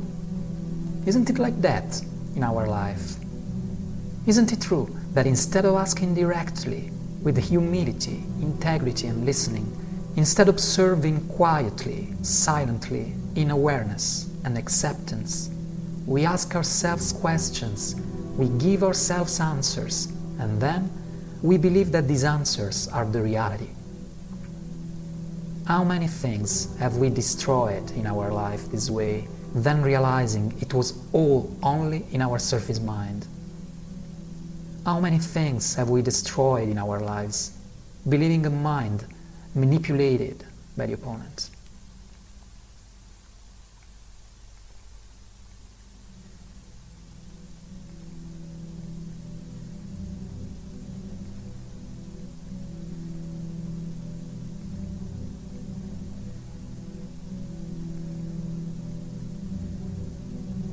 We will separate more and more from other human beings and from life in its totality, for fear of suffering, to lose what we have, to not be able to defend ourselves from assaults by others. So we will create, or will become part, or we will end up in groups of us against them, built primarily for defense something unreal from something else equally unreal on the other side, something that death will sweep away as leaves on trees in autumn. There is no us against them. Aren't them perhaps human beings caught in the same illusion, manifested in another form? And if so, what is the difference between us and them?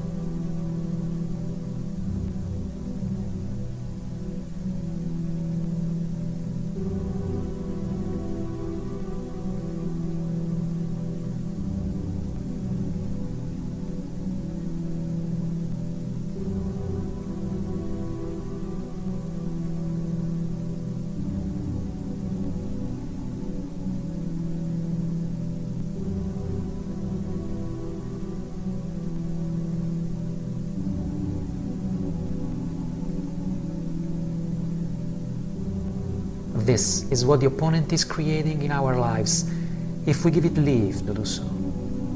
Does it sound familiar? How much are we immersed in these things? How much are people around us immersed in these things?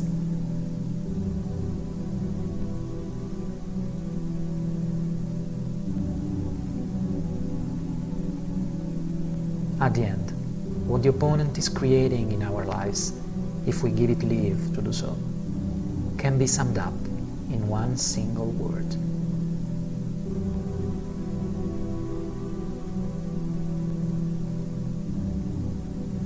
suffering.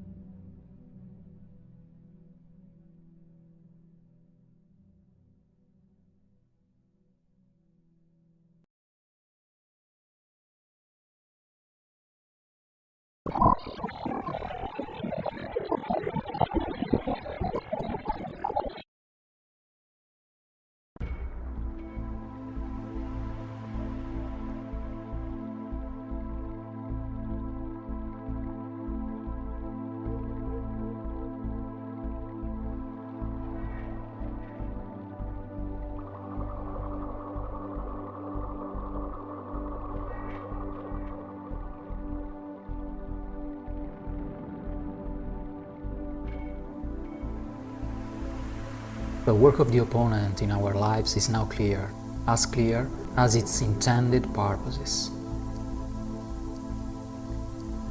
However, this is only the first step. An important step, of course, very important, because it is the beginning of the reconquest of our interior spaces. But it is still an intellectual step, meaning that it is not supported by an understanding of our entire whole. At present, we may be intellectually in agreement with what we saw and heard so far, or not. Or we could feel a current that emotionally shakes us and somehow makes us vibrate in harmony with this message. but both in one case and another, there is no difference. The forces that we have given the name of the opponent will continue relentlessly to do their work until we will get into action, because the only difference is taking action.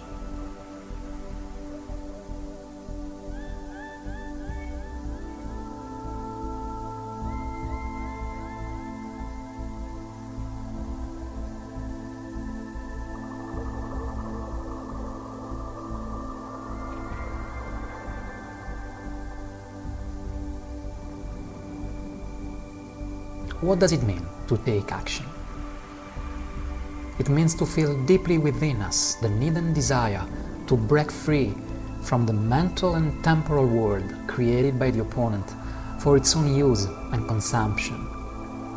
It means being tired of creating suffering for ourselves and consequently for the world around us.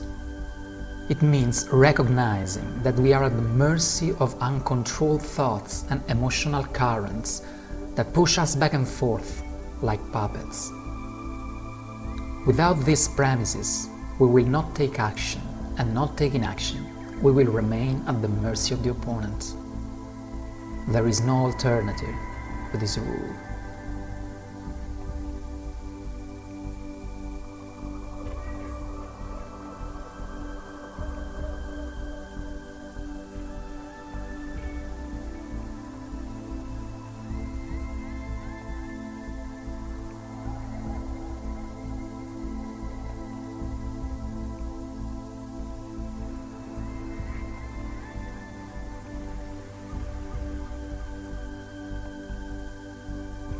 But when we decide to take action, then we should know how to act to reconquest ourselves.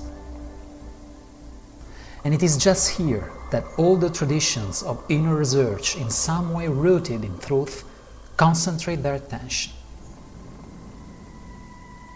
All, without no exception, give indications different in form, but equivalent in substance, to ensure the human being regains himself. This is one of the supreme wonders of our universe. Many, infinite ways for a single direction. We have the choice, not the selection.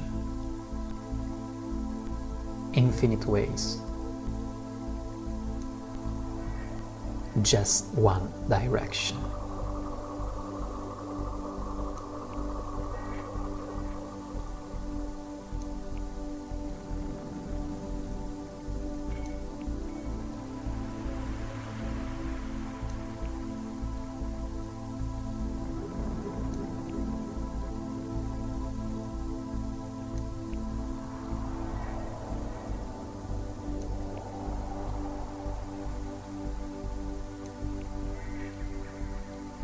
Therefore, seeking to grasp the abstract metrics of the various ways that have the aim of creating the frame of mind of reconquest in a human being, we can isolate a path, a way that leads to understanding, then to consciousness, then to liberation.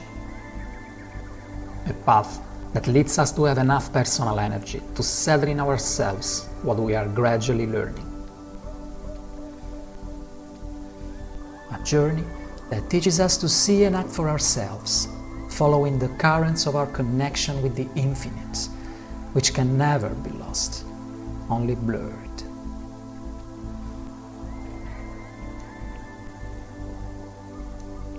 This is not a path of successive stages that lead somewhere.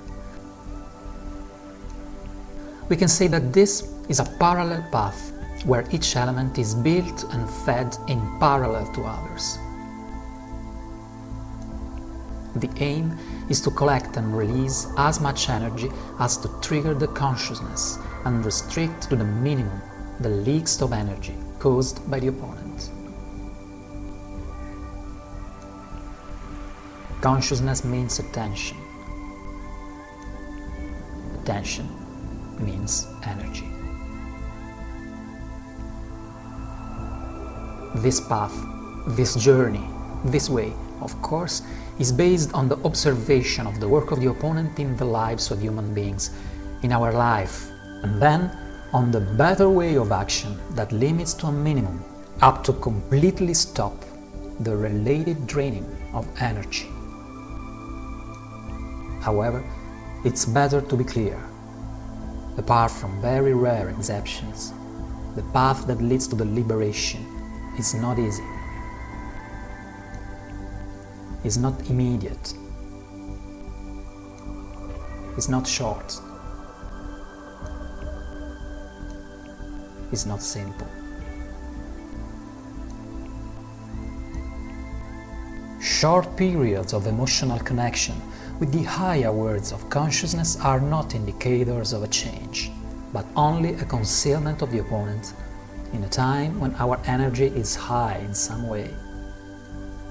The true transformation is arriving to see what it really is.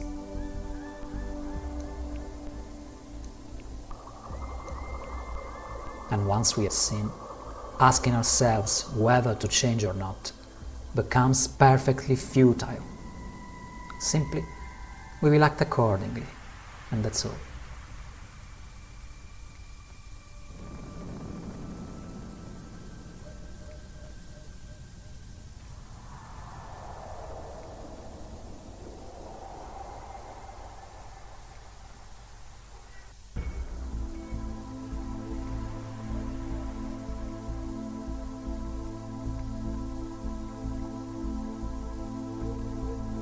In any case, our goal, the goal of all human beings, is to live the best life they can live, in serenity and peace, in energy and strength, in understanding, integrity and compassion. Isn't it what we all want in the end? Liberation can also be a meaningless thought, but living an intense, happy, strong and full life, which is a right of every human being, it is absolutely reasonable, and it is also the one to which the opponent stands out against. Then, even just to reach a state like this, it may be worth to act and live, consciously diffusing the targeted sabotages of the opponent to our totality.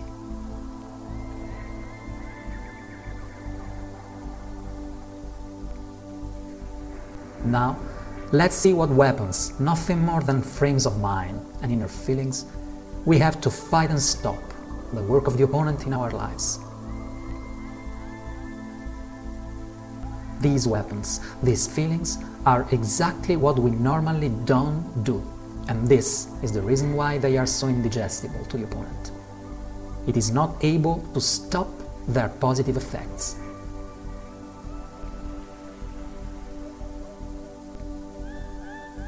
Effects that are cumulative if our practices resist. Effects leading later to such an increase of energy and consciousness to give us the strength to finally engage in the one true confrontation that awaits us. The confrontation for excellence in front of us, which everyone, one day, will have to necessarily pass. The confrontation which we will call, from now on, the gate of the desert.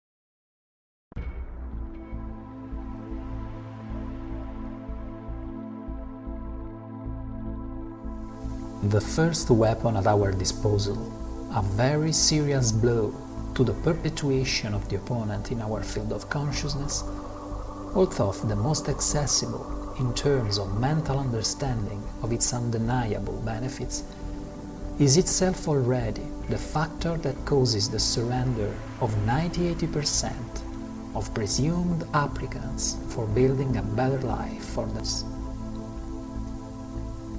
Of course, it's the opponent who surrenders itself and our consciousness that's identified in the yield, because the opponent knows how this weapon is harmful to it. But in fact, what happens is that humans avoid right from the beginning to wield this weapon, and in some cases they even come to rebel against it. And if human beings do not wield this weapon, they won't have access not even to the next, because the other weapons require a certain level of mastery of this inner state to liberate in the course of time their benefits exponentially. What are we talking about? The inner state of mind of discipline.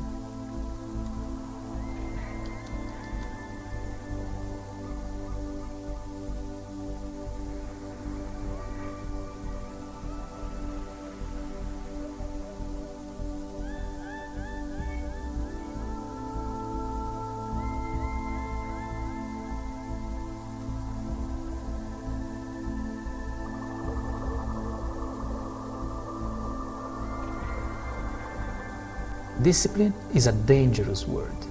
Many people associate discipline, in fact, with a forced, bound regime, with an inner forcing, whereas discipline has nothing to do with this. By discipline, we mean a way of being and acting based on three basic elements. Deciding our actions consciously, acting without expectations, accepting any result in serenity. In general, human beings do the exact opposite. They decide their actions as a consequence of something. They act with all sorts of expectations towards themselves and other human beings. And given that the result of their actions is very, very often different from what they expected, that is, another expectation, they never welcome results in serenity, but with resentment, regret, and reluctance. Of course, each of these behaviors are an inheritance, induced in them by the domain of the opponent that's perpetuated for millennia.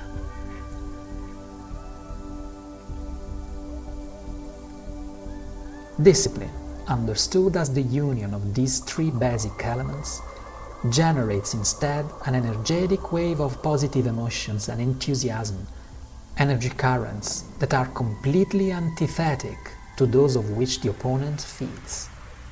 Moreover, the three elements are already in themselves individually antithetic to the general rules by which we live our lives, and this set of factors can determine, if discipline is maintained over time, the rooting of an inner state that prevents the opponent to easily access our energy.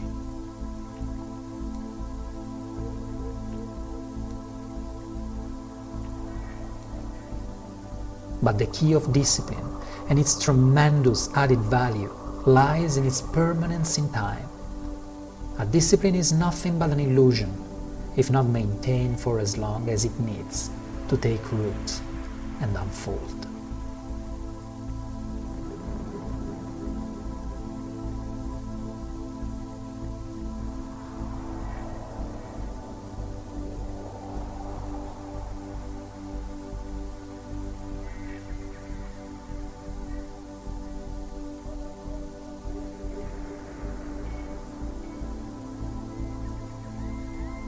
Consciously deciding our actions means to evaluate the situation of life in which we are, and then decide one or more actions to be performed, taking into account the best possible energetic and functional efficiency available to us at that moment.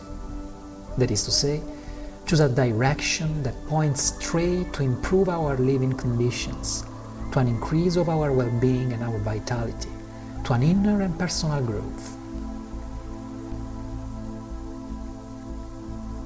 In a chaotic life driven by the opponent, there's never time to stop and really think about our own existence.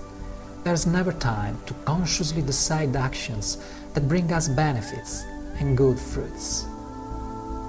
We act believing to make responsible and weighted choices, while we destroy our energy and our life with all sorts of harmful habits and emotional attachments, disguised as free decisions. We smoke 80 cigarettes a day. We eat well beyond our real needs.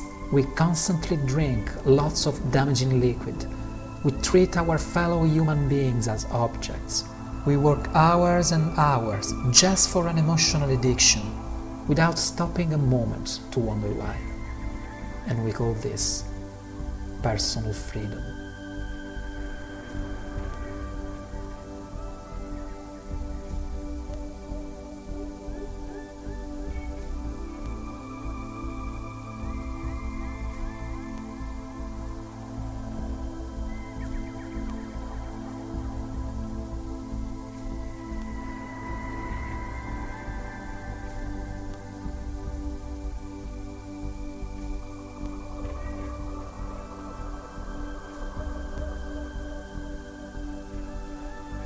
Acting without expectations means preventing the opponent to generate disempowering spirals based on an illusory judgment of the conditions around our action. Once an action is decided, it's necessary to act without considering in any way the opinions and assumptions created by the surface mind, because these opinions and assumptions are not ours. They are generated by the opponent for the sole purpose of triggering a disempowering spiral and have no real basis. It's not easy, but just because we are not accustomed to our greatness.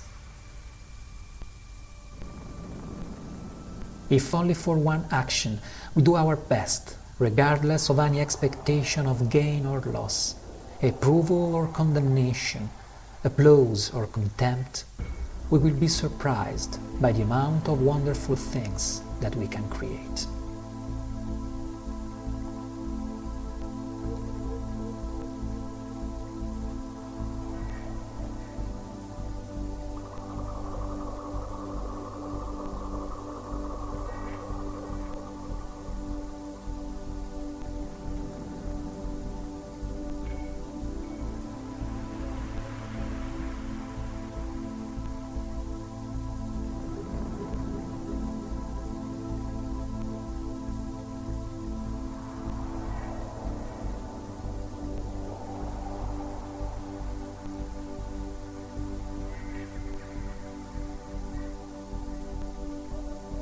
Accepting in serenity any result means to realize something that has always been and always will be.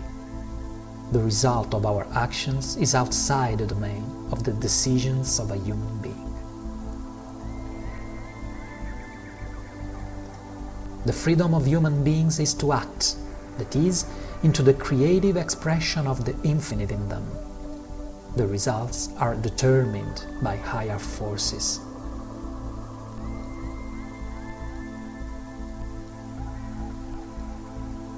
Results that can come after a long time.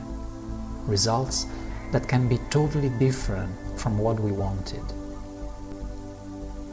There are always results arising from our actions, but what, when, how much, and how is the domain and decision of the infinite.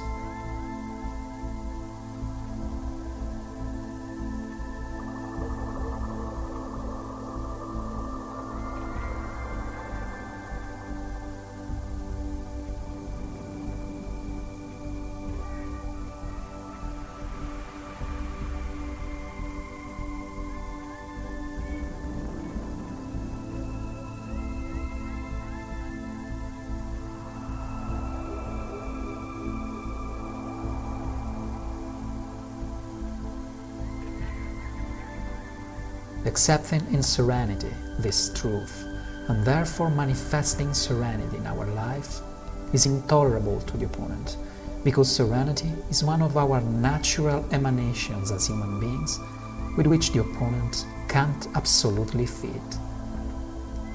The opponent will attempt to blur this emanation, triggering thoughts of negative judgment, of condemnation, of missed acceptance of the result of an action, for a very presumptuous non-compliance with its false expectations.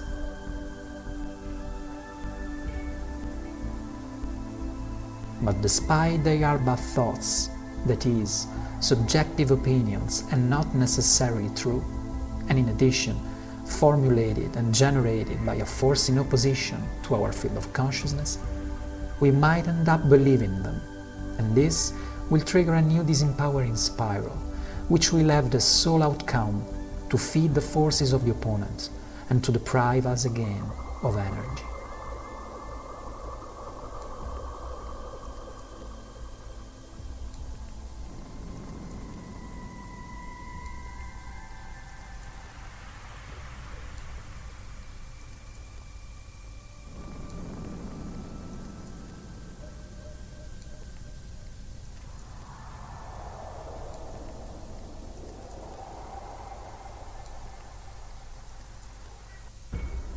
Through the weapon of discipline, instead, inner force is able to support us in our journey towards the life we want and deserve to live, will be set in motion and fed, and the opponent will begin to lose energy, because it will no longer be the one who decides disempowering actions instead of us.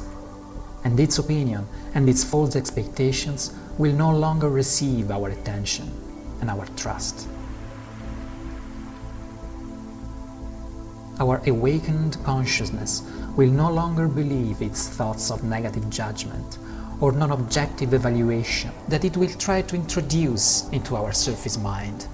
All this will free energy more and more rapidly from the trap in which the opponent has caged it to its advantage, allowing us to progress with more and more effectiveness and speed towards the majestic life we deserve to live.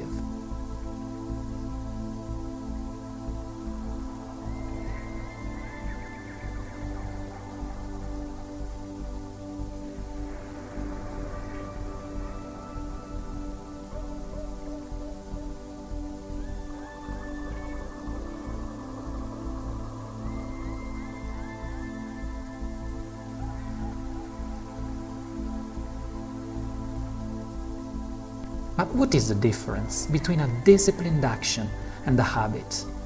Nothing but consciousness. A habit stems from unconscious thoughts out of control.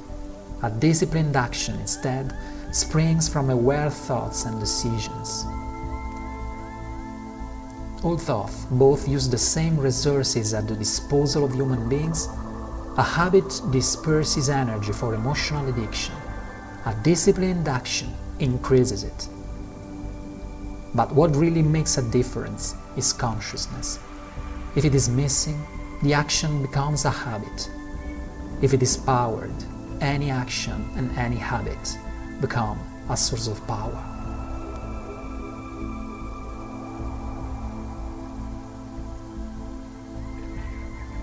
However, it's a good thing to be aware from the beginning of a very important element. The discipline is an illusion and will not give us any of its wonderful fruits if it's not maintained over time. For how long? Our deep mind knows it perfectly. The sensations it will release in us will tell us when the time of a discipline is over.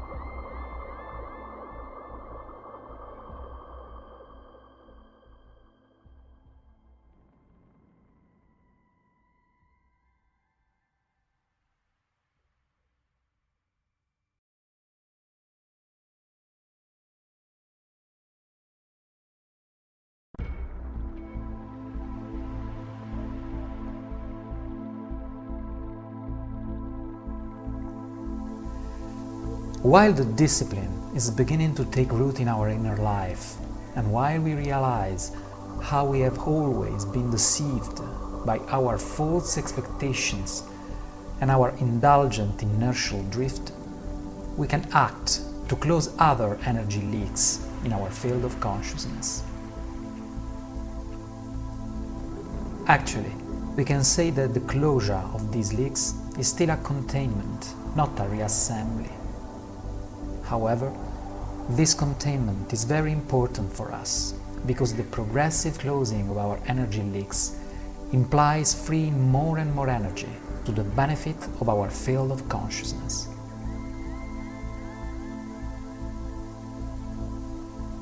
Continuing in this methodical containment, we'll arrive having enough energy to attack frontally the most important and powerful causes of our disempowerment and our energy loss. But we could never get to face the gate of the desert without having gradually closed, one by one, all our energy dissipation through the support of discipline.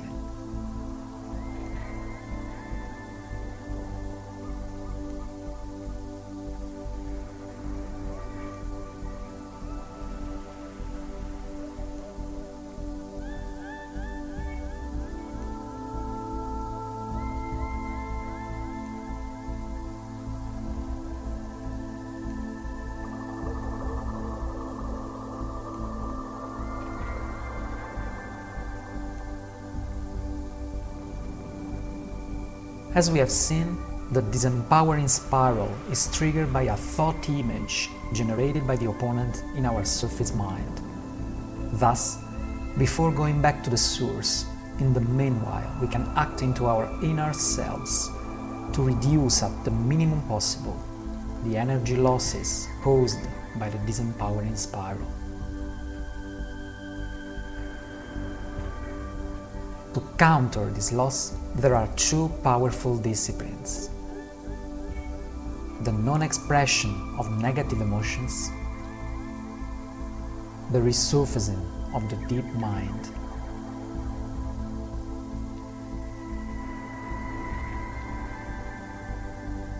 One of the opponent's primary goals is generating negative emotional energy, capable of paralyzing our good intentions, making us prey of any kind of emotional addiction, and transform our lives into a hell totally powered by unreal illusions. However, this outcome may effectively be achieved if and only if this emotional energy is expressed in an action that manifests it.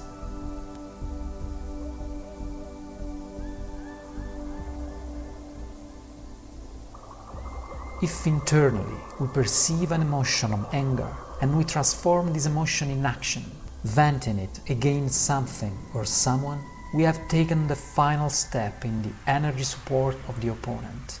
Because we could say, the opponent is greedy of the emotional short circuit generated by actions that manifest negative emotions.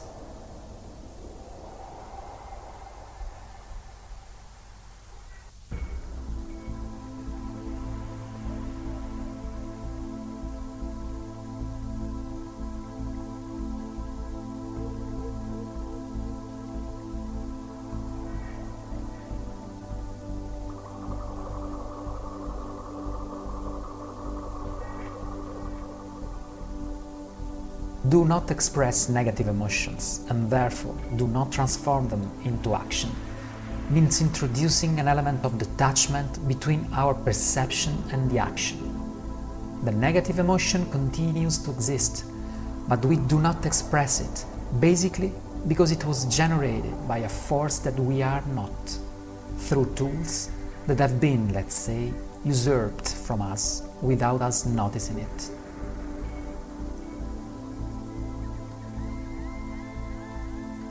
But beware, not expressing a negative emotion does not mean denying it or pushing it in deep, because this would introduce an additional element of suffering in our field of consciousness.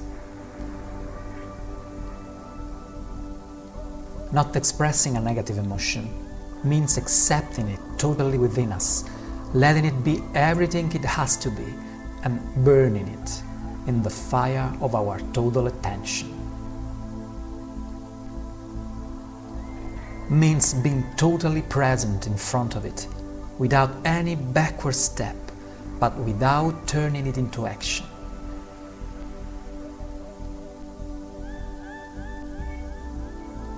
Means observing what we perceive and realizing that our surface mind is interpreting an unpleasant bodily sensation, such as tingling or tightness in certain parts of the body, and is giving it a name associated with a series of actions, or rather reactions, to turn it off or push it back or in deep.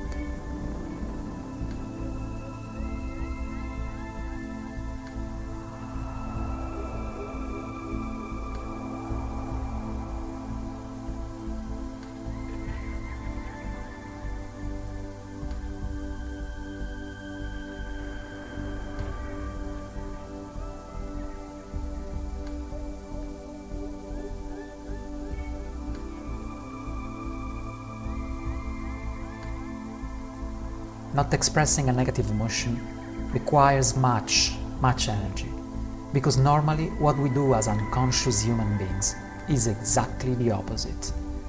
It seems paradoxical, but human beings typically do not exhibit positive emotions and turn into action the negatives. It seems paradoxical, but it is not, because it's a precise tactic result. Yet, emotions are very, very important. All traditions of inner research show us tools aimed to develop and express them at their best. For example, in Kabbalistic language, emotions are called measures, since it is right through them that humans can measure themselves to realize how much they have really progressed on the path of the growth of consciousness.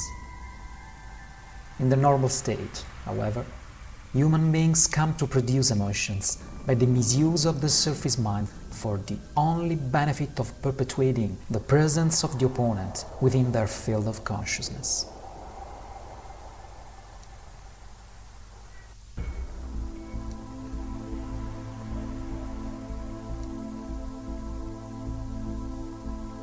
Do not express negative emotions can and must begin with small steps.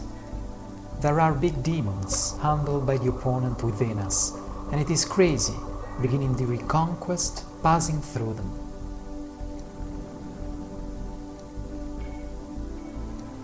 Something simple enters our field of consciousness, shaking our views of the world, and generates a negative emotion: anger, contempt, oppression. Face the emotion that occurs. See how this emotion springs from a thought automatically generated by the surface mind. Look at the nature of this emotion, its taste, the purely physical sensations produced in the body. Look, let the emotion be, but don't manifest it into action.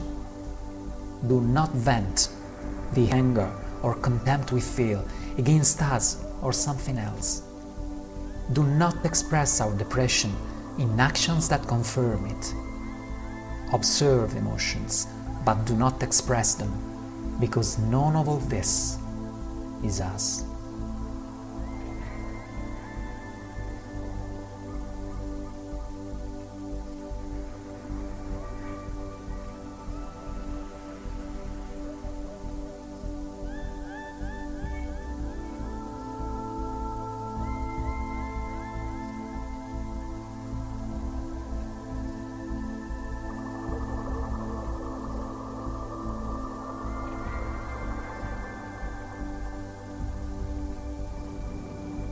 A negative emotion, intended as an emotion that dissipates energy, which is unbendingly observed, without being fought, without being denied, without being expressed in a reactive manner, passes quickly and starts almost immediately to decrease in intensity.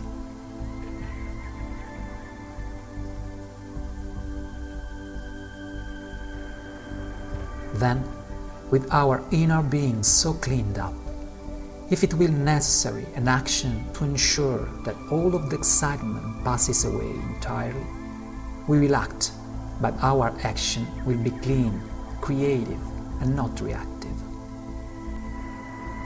All qualities that will make the situation functional and in support of our field of consciousness, rather than a new, unthinked, and unaware energy supply paid to the opponent.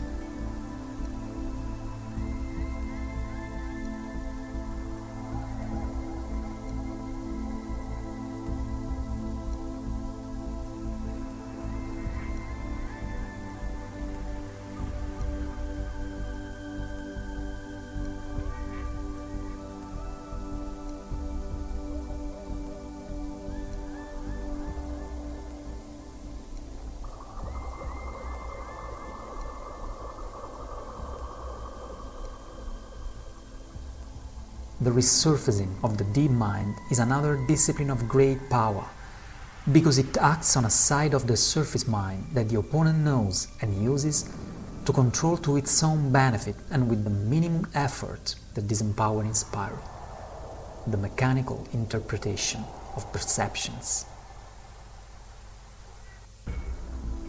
Bringing our attention to the apparently uncontrolled chaos of the surface mind, we will find that almost all the thoughts that we allow ourselves to keep are strangely focused on only one main polarity. Everything that enters our field of consciousness, including ourselves, is judged, that is to say, broken down into separate and disconnected parts, and then labeled guilty or innocent, inappropriate or suitable, unworthy or worthy, possible or not possible, good or bad, etc., etc., by a mechanism that we now know very well. This huge noise prevents us from feeling and accessing within ourselves to a larger amount of information, which includes connective and unifying aspects that are underlying of everything. These aspects cannot be achieved by the surface mind because it has not this function. These aspects are exclusive relevance of the deep mind. Allowing the resurface of the deep mind basically means introducing a wedge of detachment between us and thoughts in the surface mind, because these thoughts are of little importance and they are not who we really are. In this space, created by detachment, we deliberately leave intervening the deep mind through its feelings, and instead of accepting fully and immediately thoughts of judgment generated by the surface mind, either positive or negative, we stay in listening, careful and conscious, to the sensations in the deep mind emanating from deepness within us.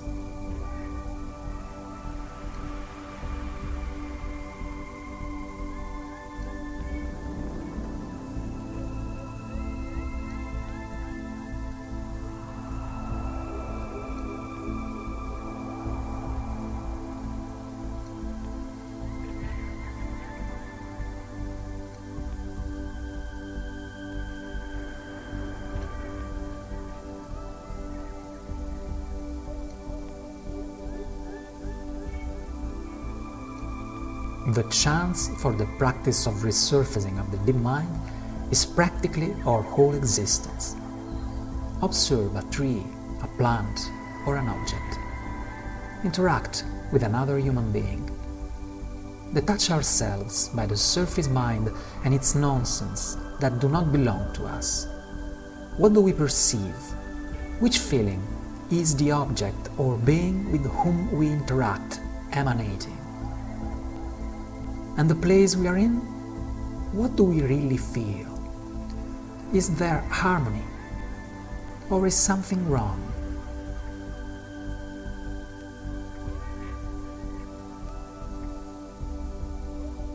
The resurfacing of the deep mind will allow us to almost immediately realize that everything is much, much more than what the surface mind can judge, and that the sum of judgmental and conviction thoughts that we let without rein in us are not even a shadow of that unquestionable reality we believed they were.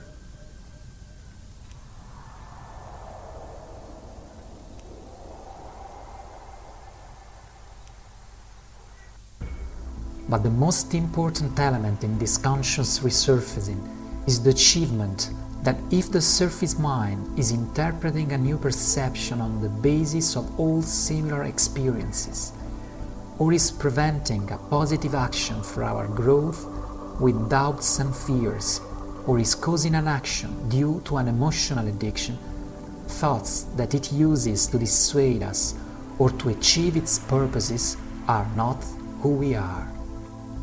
This is the milestone we have to realize.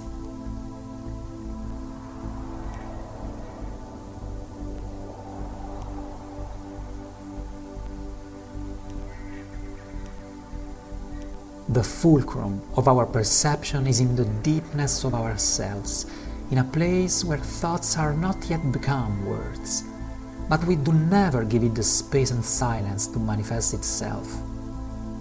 Or rather, the opponent does not allow this to happen, because this would lead to see that our life is not in our hands, that is to say, in the deliberate manifestation of the sensations perceived from the deep mind, but in the hands of the opponent's forces, in the inner illusion of our personal freedom.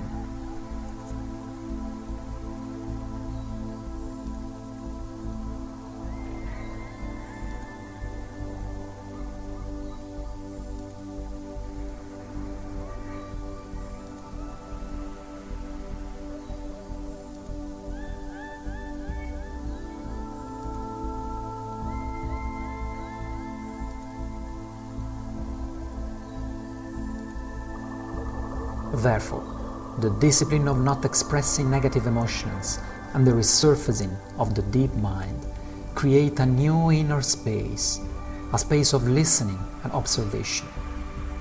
This new space that we will gain with our discipline is a whole space, totally ours, where the opponent cannot survive, nor can intervene to use it to its advantage.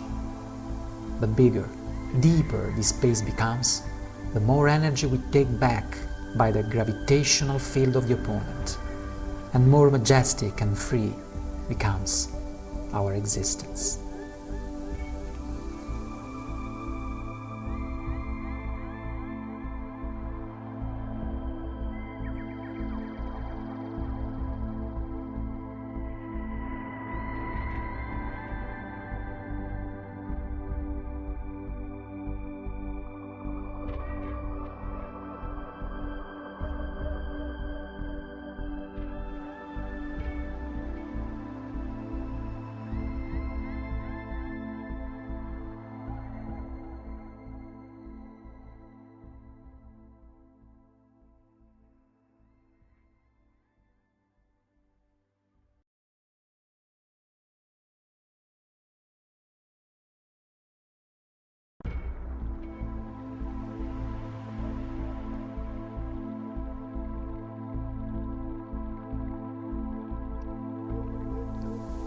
The personal, quiet space we have gained through the non-reactive expression of negative emotions and the resurfacing of the deep mind is a space of pure observation in which we are beyond the mechanical and conditioned behavior of the surface mind, and yet we are alert and aware.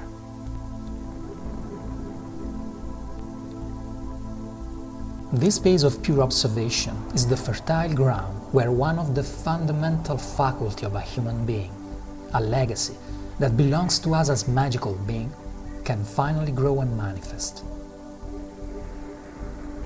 The faculty that has been obscured to disempower us and make us an easy prey to the emotional currents induced by the opponent.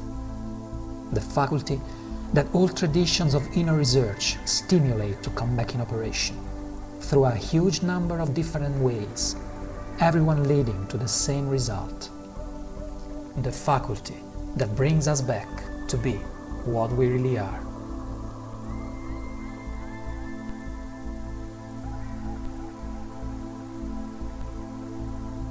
the faculty of inner silence.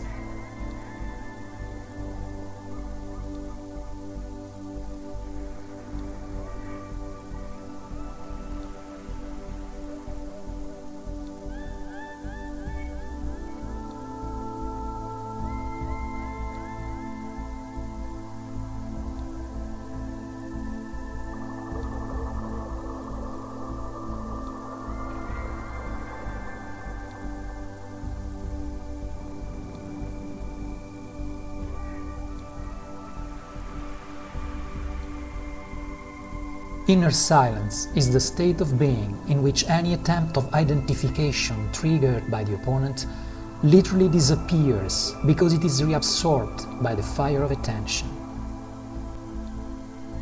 It is a state of extreme vigilance and awareness that springs from the absence of thoughts in the shape of consequential and associative words and images. It's a state in which the surface mind is in fact disconnected from the pure perception of our own existence, of our own being as a field of energy and consciousness. A state in which the surface mind does not determine and set the I am of a human being, because it is the I am who contains the surface mind, and not vice versa.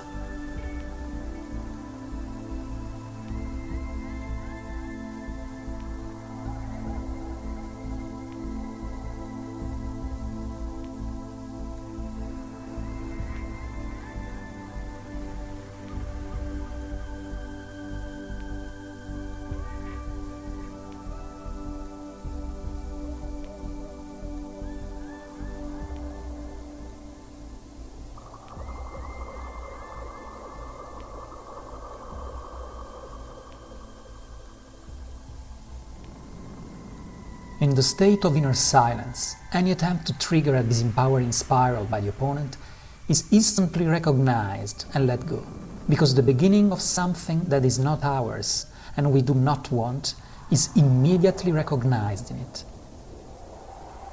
This is what the inner silence can do for us in our reconquest, but that's not all.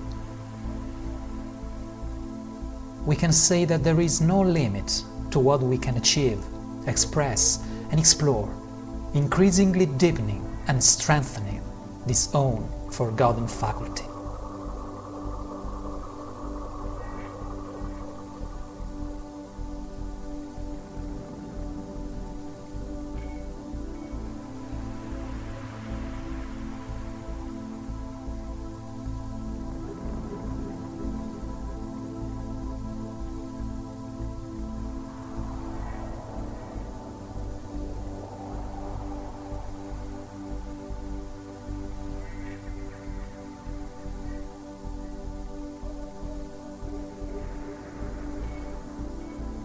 The inner silence cannot be explained in words.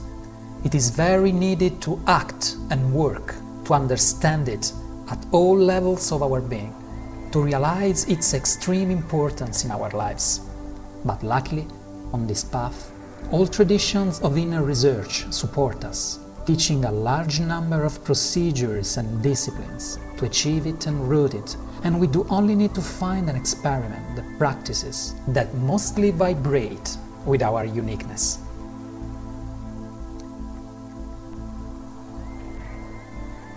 For example, all the disciplines brought together with the term meditation, they share, even in the wide variety of techniques that make them different, the same goal: to feed and raise in us the expansion of a perceptive space of inner silence.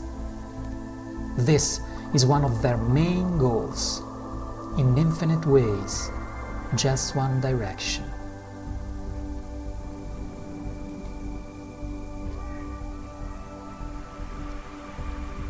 This expansion of inner silence in us will lead, among innumerable benefits, the exponential expansion of our perception faculties as a result of the expansion of consciousness that is inextricably linked to the inner silence. And will be this amplified perception, this enhanced consciousness, that will inactivate more and more strongly the actions of the opponent's forces. in a human being, the more energy is available to the consciousness, the less energy is available to the opponent's forces. There is nothing more powerful in this energetic reconfiguration than the practice of inner silence.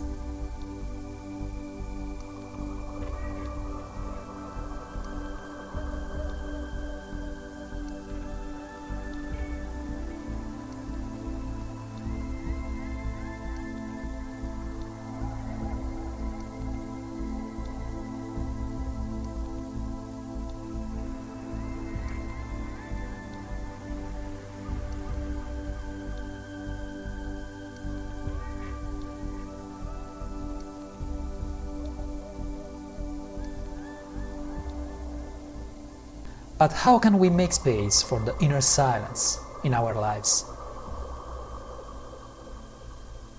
Inner silence is a discipline that can be potentially practiced, and finally will be, seamlessly throughout our entire existence. How? Delivering our total attention about what is happening right now, redirecting as much as possible and as long as possible the attention we give our thoughts of the surface mind to the perceptions of the present moment gathered by our senses.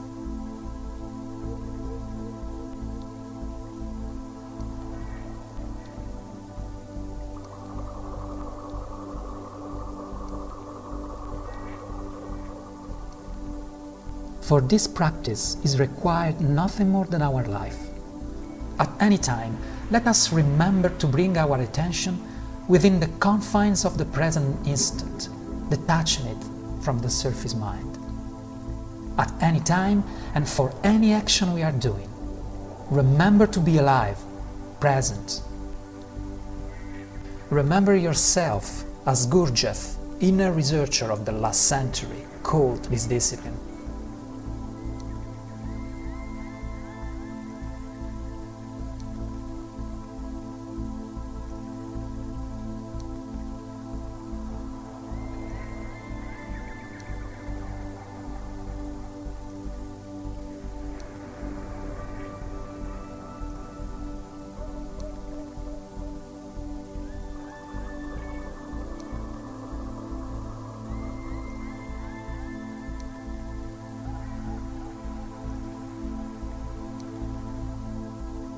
Give our whole attention to the action we are doing.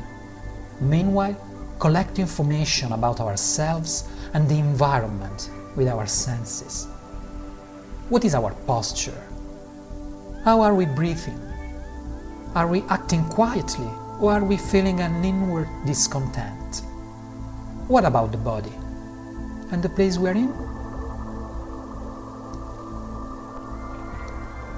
It is no coincidence that the discipline of resurfacing of the deep mind has similar aspects to the practice of inner silence. In fact, it's starting from the inner silence that the deep mind decodes in perception the reality coming in contact with our field of consciousness.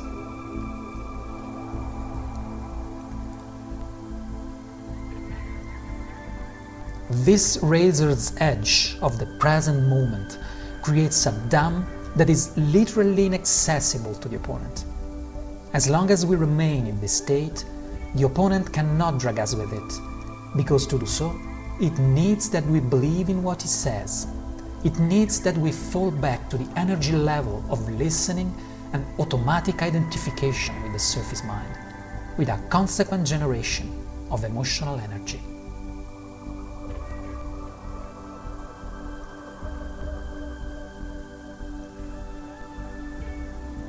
This is one of the reasons why the inner silence is so important. When we are immersed in it, the opponent ceases to control our existence, and consequently, we gain a free space for the perception of those inner sources that are what we really are, which are expression of our lives and what we really want. Finally, we release in us the space to be who we really are.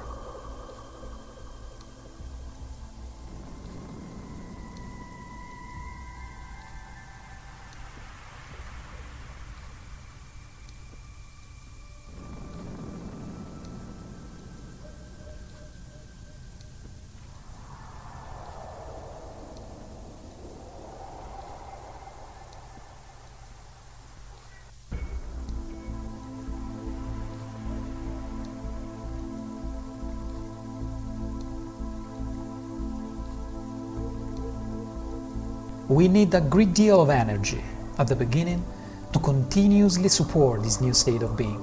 Therefore, we must not lose patience if we can, just for a few seconds, but we must not desist from trying. After all, since many years we are used to act exactly the opposite, leaving free rein and giving our full attention to that uninterrupted chain of useless, senseless, and noisy associative thoughts with whom we identify, that bring us here and there to make actions that often we do not even want to do, just to quell the negative emotions that we perceive.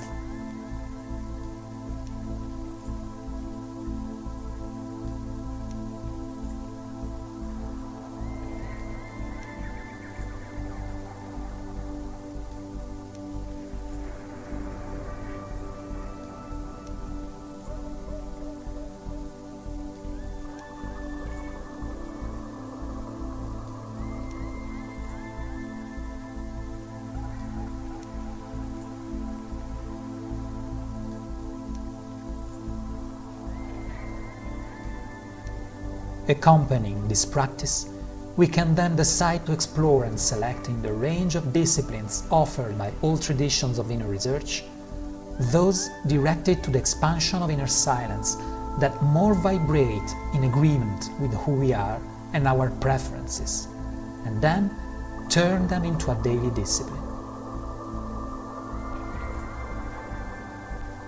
Achieving inner silence is not the prerogative of a practice rather than another, but it is only a prerogative of the unbending intent of those who want to achieve it.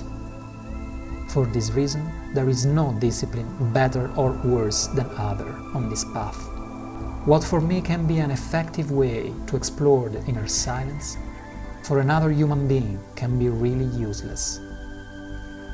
It is responsibility of the individual human being to select the more congenial means to achieve the inner silence.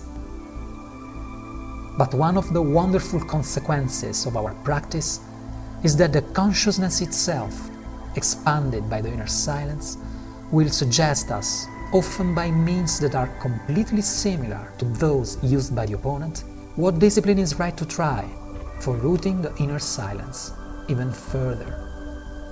One day, we might be surprised to consider the possibility of studying in deep the Zen meditation.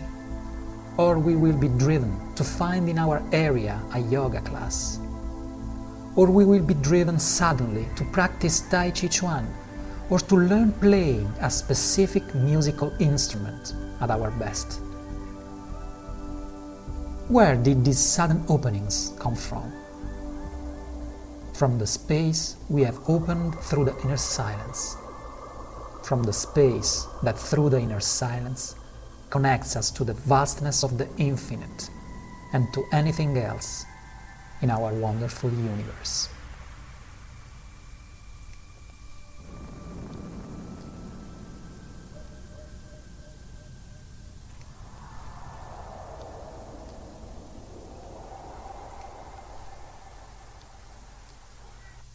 Inner silence is the gate of the infinite.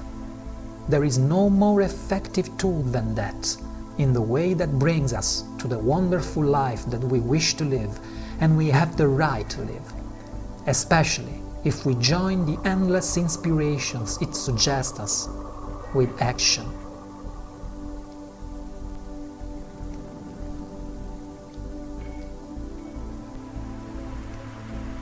Expanding the inner silence means progressively inactivate all the automatic instincts of the opponent, up to convert the opponent itself in a set of forces allied to our intent of manifesting a wonderful life.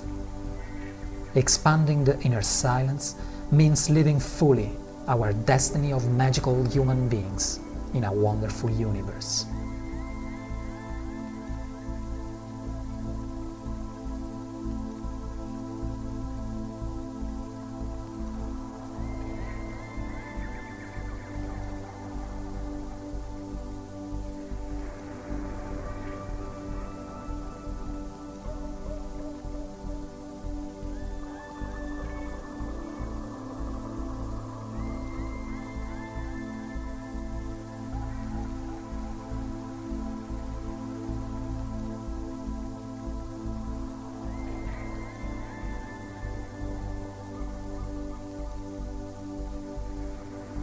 Either you let the reins of our life in the hands of the opponent, or you strive to awaken the magic, the strength, the power, the consciousness that are in you and are your legacy and your right as human being, without any distinction.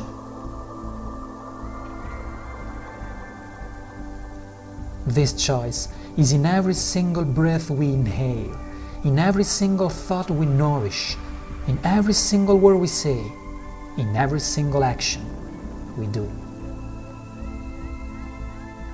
The aim of our existence is to choose at any time one of these two paths, one of these two possibilities. A choice of each instant, each second, each moment in which escape is impossible.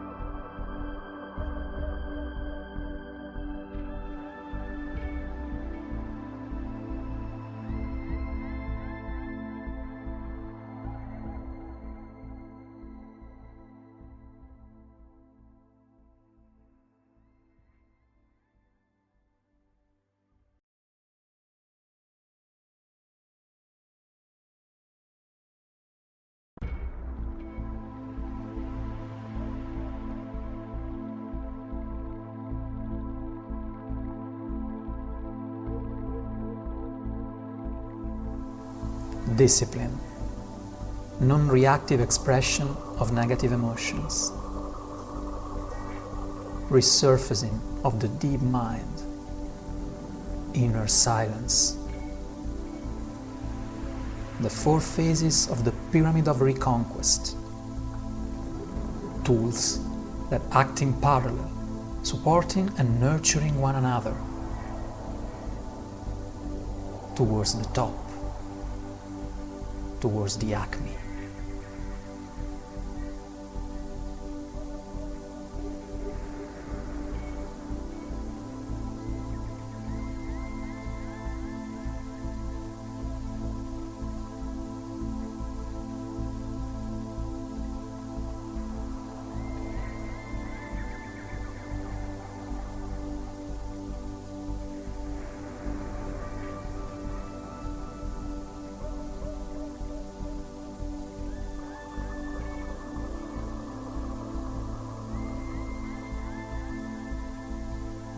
The journey may not be short. It may take years to build a solid, steady structure. In our life, there are a lot of thought-emotional structures completely managed by the opponent for its purposes, and some of them are so rooted within us, so closely linked to our identifications, that it can take years of work before being inactivated. These structures are nothing more than our beliefs, our convictions, those dogma on which we found our lives, those mental inherited laws on which we conform our actions, those activities that we believe to be an inalienable part of our being.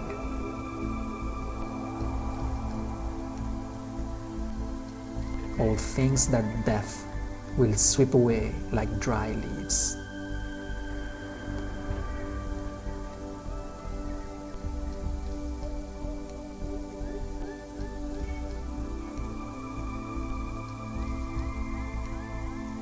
In our years of work, it is certain that we will fall, over and over again, into various emotional addictions that we carry inside.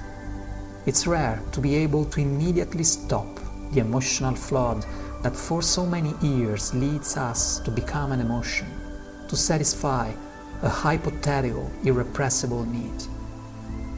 But our pyramid of reconquest that we're building is acting, and it is certain too, in spite of our lost battles. By continuing to practice, to build, to replace, one day the attack of the opponent will be simply rejected in the beginning, up to disappear. We will recognize with irony and tranquility the unreal structure to which we gave our consent to keep itself, and we will let it go as quick as a click of the fingers.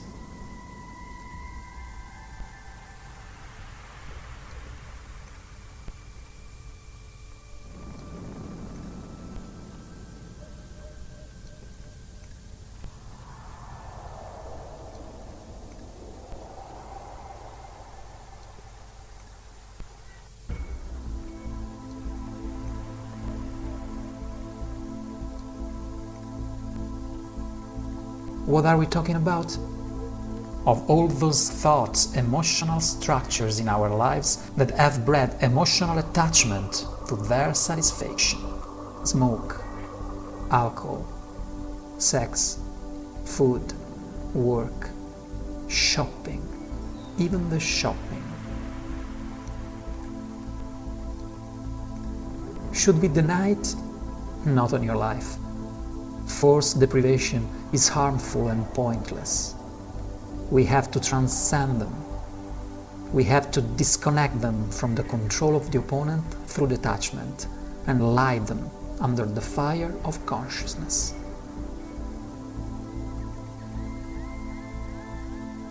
What remains? Ourselves.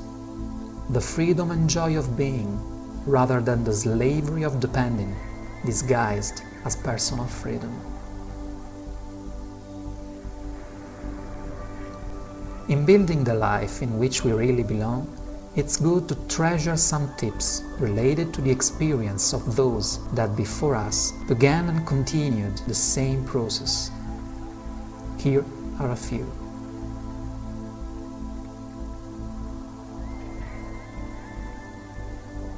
It's very important not to allow the rise and growth of anger following a non-reactive expression of negative emotions.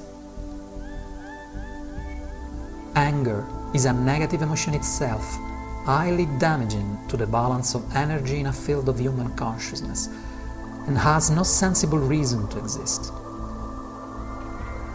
It is merely a reaction of the opponent to the resistance or failed identification of the field of human consciousness with the disempowering spiral it triggered.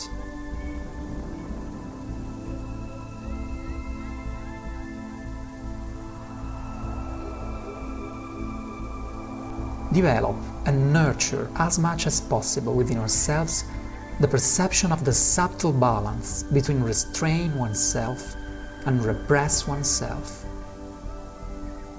Restrain oneself means accepting the negative emotion, relentlessly observing it in ourselves, understanding if it should be expressed or let go, and then be ready to a possible expression at the right time and never in a violent or agitated way. Repress oneself means not to accept the emotion, thus drawing it with rage within us, feeding the cauldron of the opponent. In our process of reconquest, not expressing negative emotions through repression, or letting repression generate and nourish anger, is futile, unnecessary, and harmful.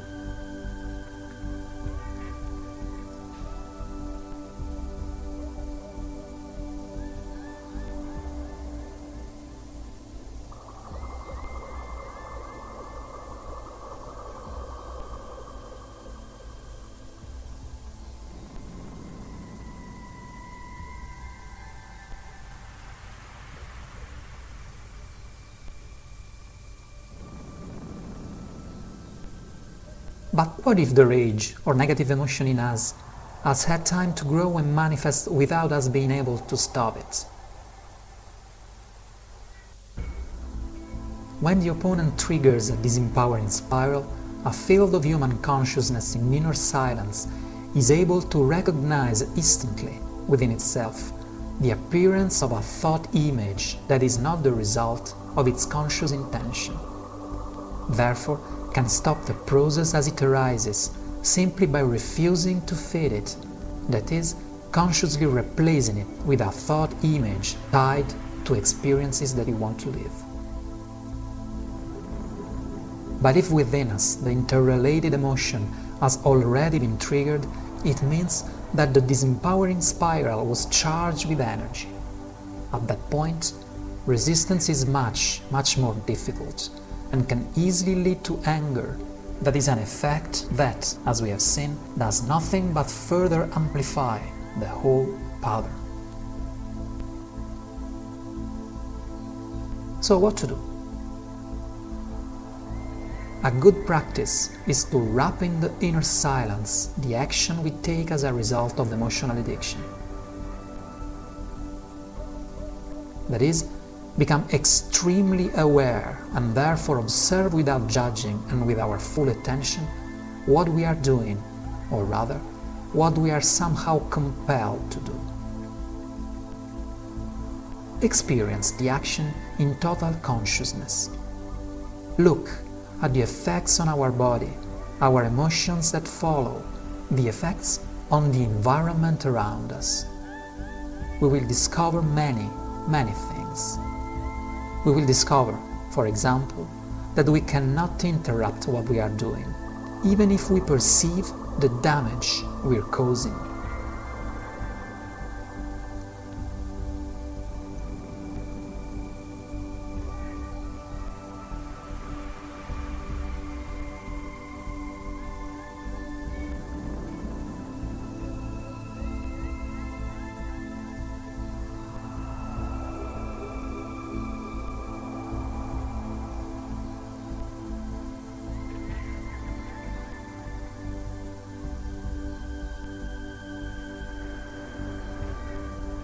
Yet, for some mechanical ideas managed by the opponent, a single action amplified by consciousness like this is sufficient to expose and transcend them instantly and permanently. In our observation, wrapped in the inner silence, the deep mind will make emerge and show to us, with clarity and sweetness that are its peculiar characteristics, a very simple question that could shake ourselves up to foundations.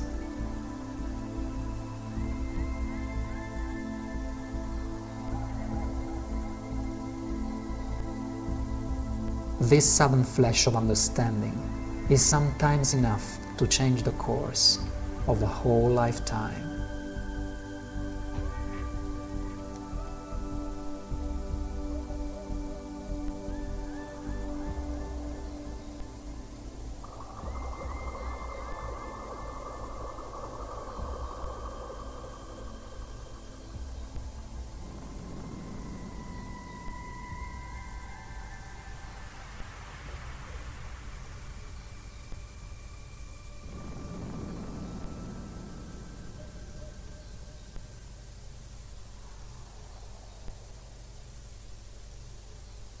Now, it's up to you.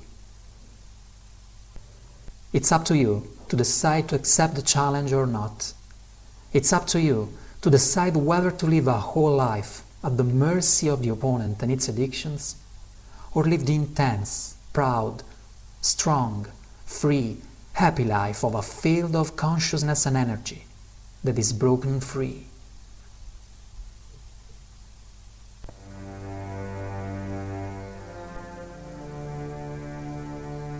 My last gift to you here is a story. Listen and return into it whenever you will feel that your faith wavers.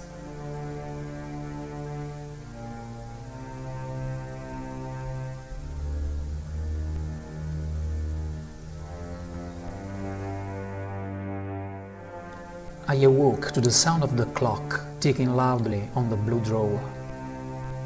I was 6. And it was my birthday. I let my pajamas fall to the ground and I threw them under the bed, then ran down the stairs wearing only my Lone Ranger underpants. It was my birthday. Within a few hours, my friends would be arriving with gifts, and there would be cake, ice cream, and lots of fun. After all the party decorations were detached and everyone had gone, I played listlessly with my new toys. I was bored, tired, and my stomach hurt. I closed my eyes and I fell asleep. I saw each day pass like the next. School for a week, then weekend, school, weekend, summer, autumn, winter, and spring.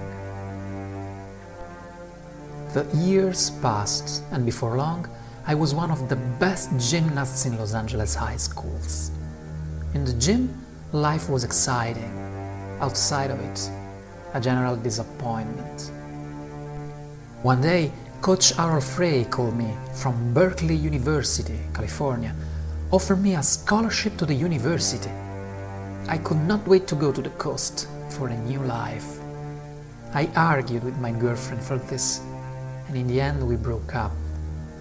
I felt bad, but I consoled myself with my university projects. Soon I was sure life was really going to begin. The college years flew, reaching gymnastic wins. I married my new girlfriend, Susie. I was so busy with training that I didn't have much time and energy for my new wife. In the end, I participated in the Olympics, but my performances were not equal to my expectations. I returned home and slipped into relative anonymity. My daughter was born, and I started feeling pressure and responsibility that grew. I found a job, life insurance salesman, but it took up most of my days and nights. I had no time for my family. Within a year, Susie and I were separated. In the end, she obtained a divorce.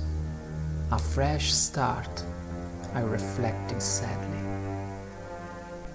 One day, I looked in the mirror and realized that 40 years had passed since my Olympics. Where had my life gone? With the help of the psychiatrist, I had overcome my drinking problem, and I'd had money, houses, and women. But I had no one now. I was lonely. I lay in bed, it was night, and wondered where my daughter was.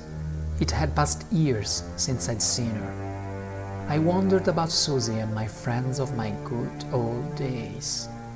Now, I spend my days sitting in my favorite rocking chair, sipping wine, watching TV, and thinking about the old days. I watched children play in front of my house. I had been a good life, I supposed. I'd gotten everything I'd gone after. So why wasn't I happy? I sat alone. I had been alone my whole life, it seemed. I lay back on my rocking chair and breathed, and then I cried soundlessly and bitterly. God damn it! Why did my marriage have to fail? How could I have done things differently? How could I really have lived? Suddenly, I felt a terrible, nagging fear, the worst of my life. Was it possible that I had missed something very important, something transcendental, something that would have made a real difference? No, impossible, I assured myself. I cited all my achievements aloud, but the fear persisted. I stood up slowly, looked down at the town from the porch of my hilltop house, and wondered, where had life gone? What was it for? My knuckles grew white as I clutched the railing, trembling. Then my body turned to ice and my heart to stone. I fell back into the chair, my head dropped forward. There were lights I'd never seen before and sounds I'd never heard. Visions floated by. In the end, all sight and sound became a point of light, then vanished. I had found the only peace I'd ever known.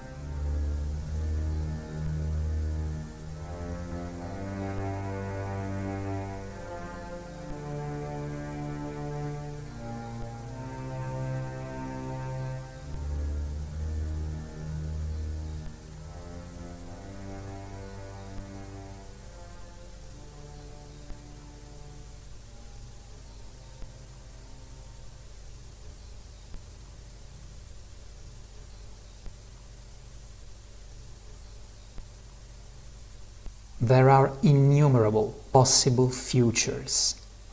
Accept the challenge, traveler. Dismantle the opponent out of your life. Dismantle the opponent out of your life.